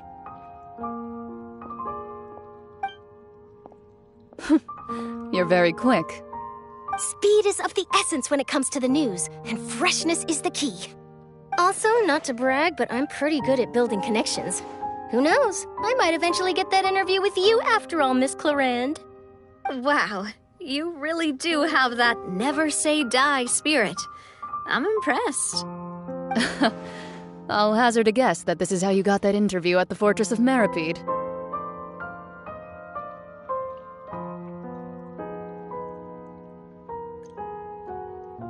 Whoa, you're well informed.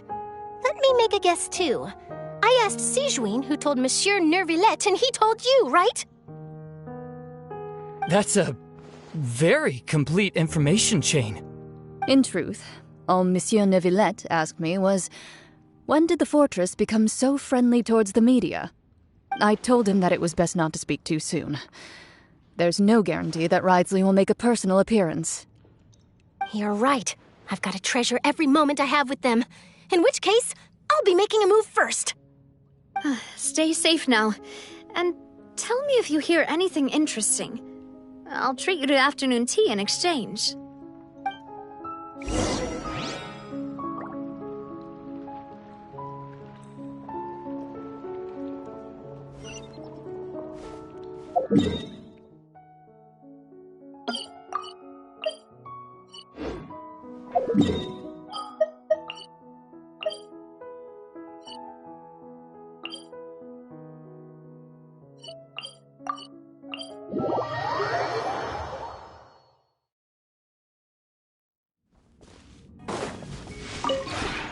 The one before you is known as Jade Seeker.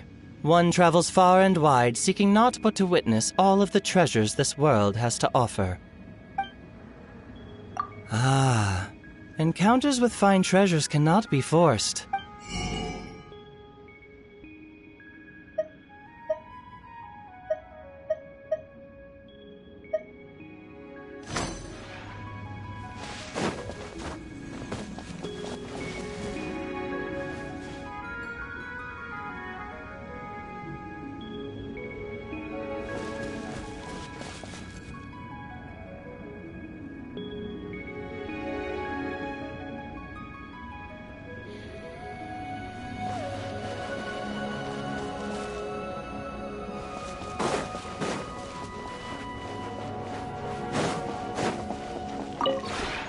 We have put in much work of late, and to much avail.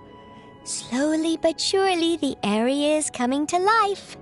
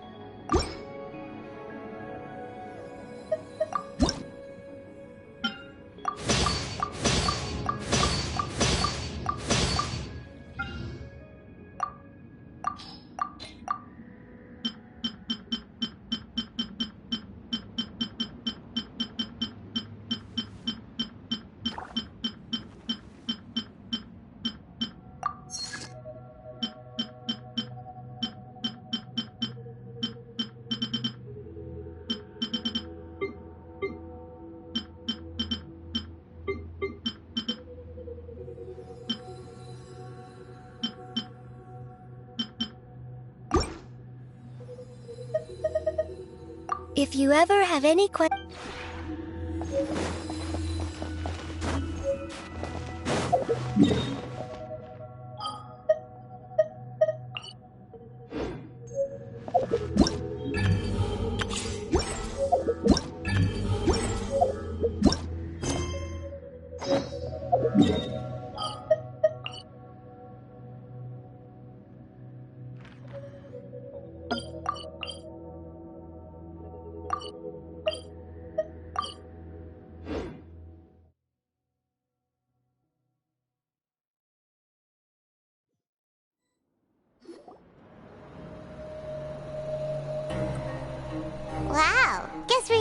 fun, huh? There's a real nostalgic feeling to this place. Looks like you've been missing us. Duke! Did you come all the way to the entrance to greet us? Of course. I'm here to welcome you and our dear Miss Charlotte, whom our good head nurse recommended to me. It's an honor to finally meet the much-rumored Duke. Thank you for consenting to my visit to the fortress, sir. No need to thank me. But that said, I shouldn't be the focus of your interview. I trust you recall our agreement? Of course, of course. All right then, this way.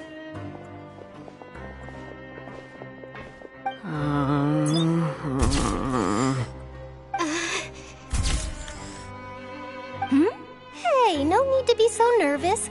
I've already taken all the photos we need. Miss Charlotte, do these pictures really need to be published on the cover of the Steambird? It would seem that Miss Lorvine doesn't want her face to appear beside that of Mr. Jurier, Sir, please don't say things like that. But it looks like dear Mr. Jurier denies it. Might this interview be very important to you, then? No, I just... This is my first time being interviewed, and I'm very thankful to the Steambird for... Now, I might not look it, but I actually did meet Mr. Edwin once. And I'll be honest, I enjoyed chatting with you more. You've definitely got more of that genius vibe going on. The boat that brought about a miracle, the ark that saved the people. Why, you recreated a myth back there, like an emissary of legend. Still, if I might ask, where's that flying ship now? Huh! Looks like Charlotte's trying to get herself another exclusive scoop. I have to apologize, but that ship is presently in the bowels of our factory. I'm afraid it won't be easy for you to get a shot of it. Really? Well, then in that case, could I have an interview with you to make up for that loss?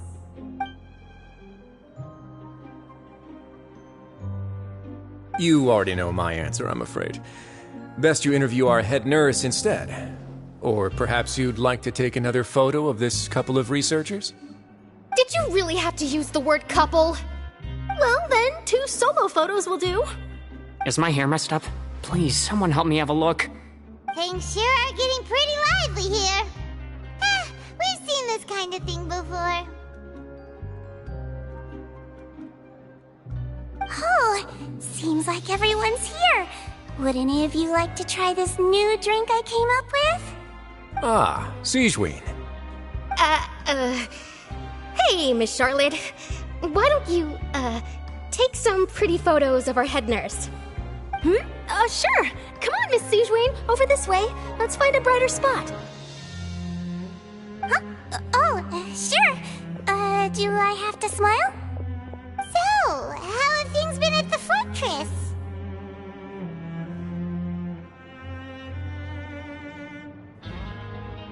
Same old, as you can see. Fontaine's undergone some changes, but this place is still more or less the same. Other than that flying ship, it got a tad too much attention, I think. That's why I decided to let the interview go through. We should direct more public opinions toward the behind-the-scenes heroes. Am I right, Mr. Jurier? Miss Lorvine? You're too kind, sir. I believe that you too should have your day in the sun. Not that you would want that, just pity. I'll just leave the spotlight to you two.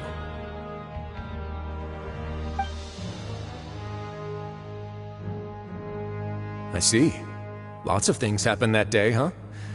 Anyway, regarding that Harbinger, I'm not sure you remember, but his 3 young followers are still waiting for his return. He sure did win them over, huh? I'll tell them that there's good news and bad news. The good being that their boss seems fine, and the bad being that they must face extended sentences for abetting his escape. Oh, actually, what about you? Are things gonna change for you too?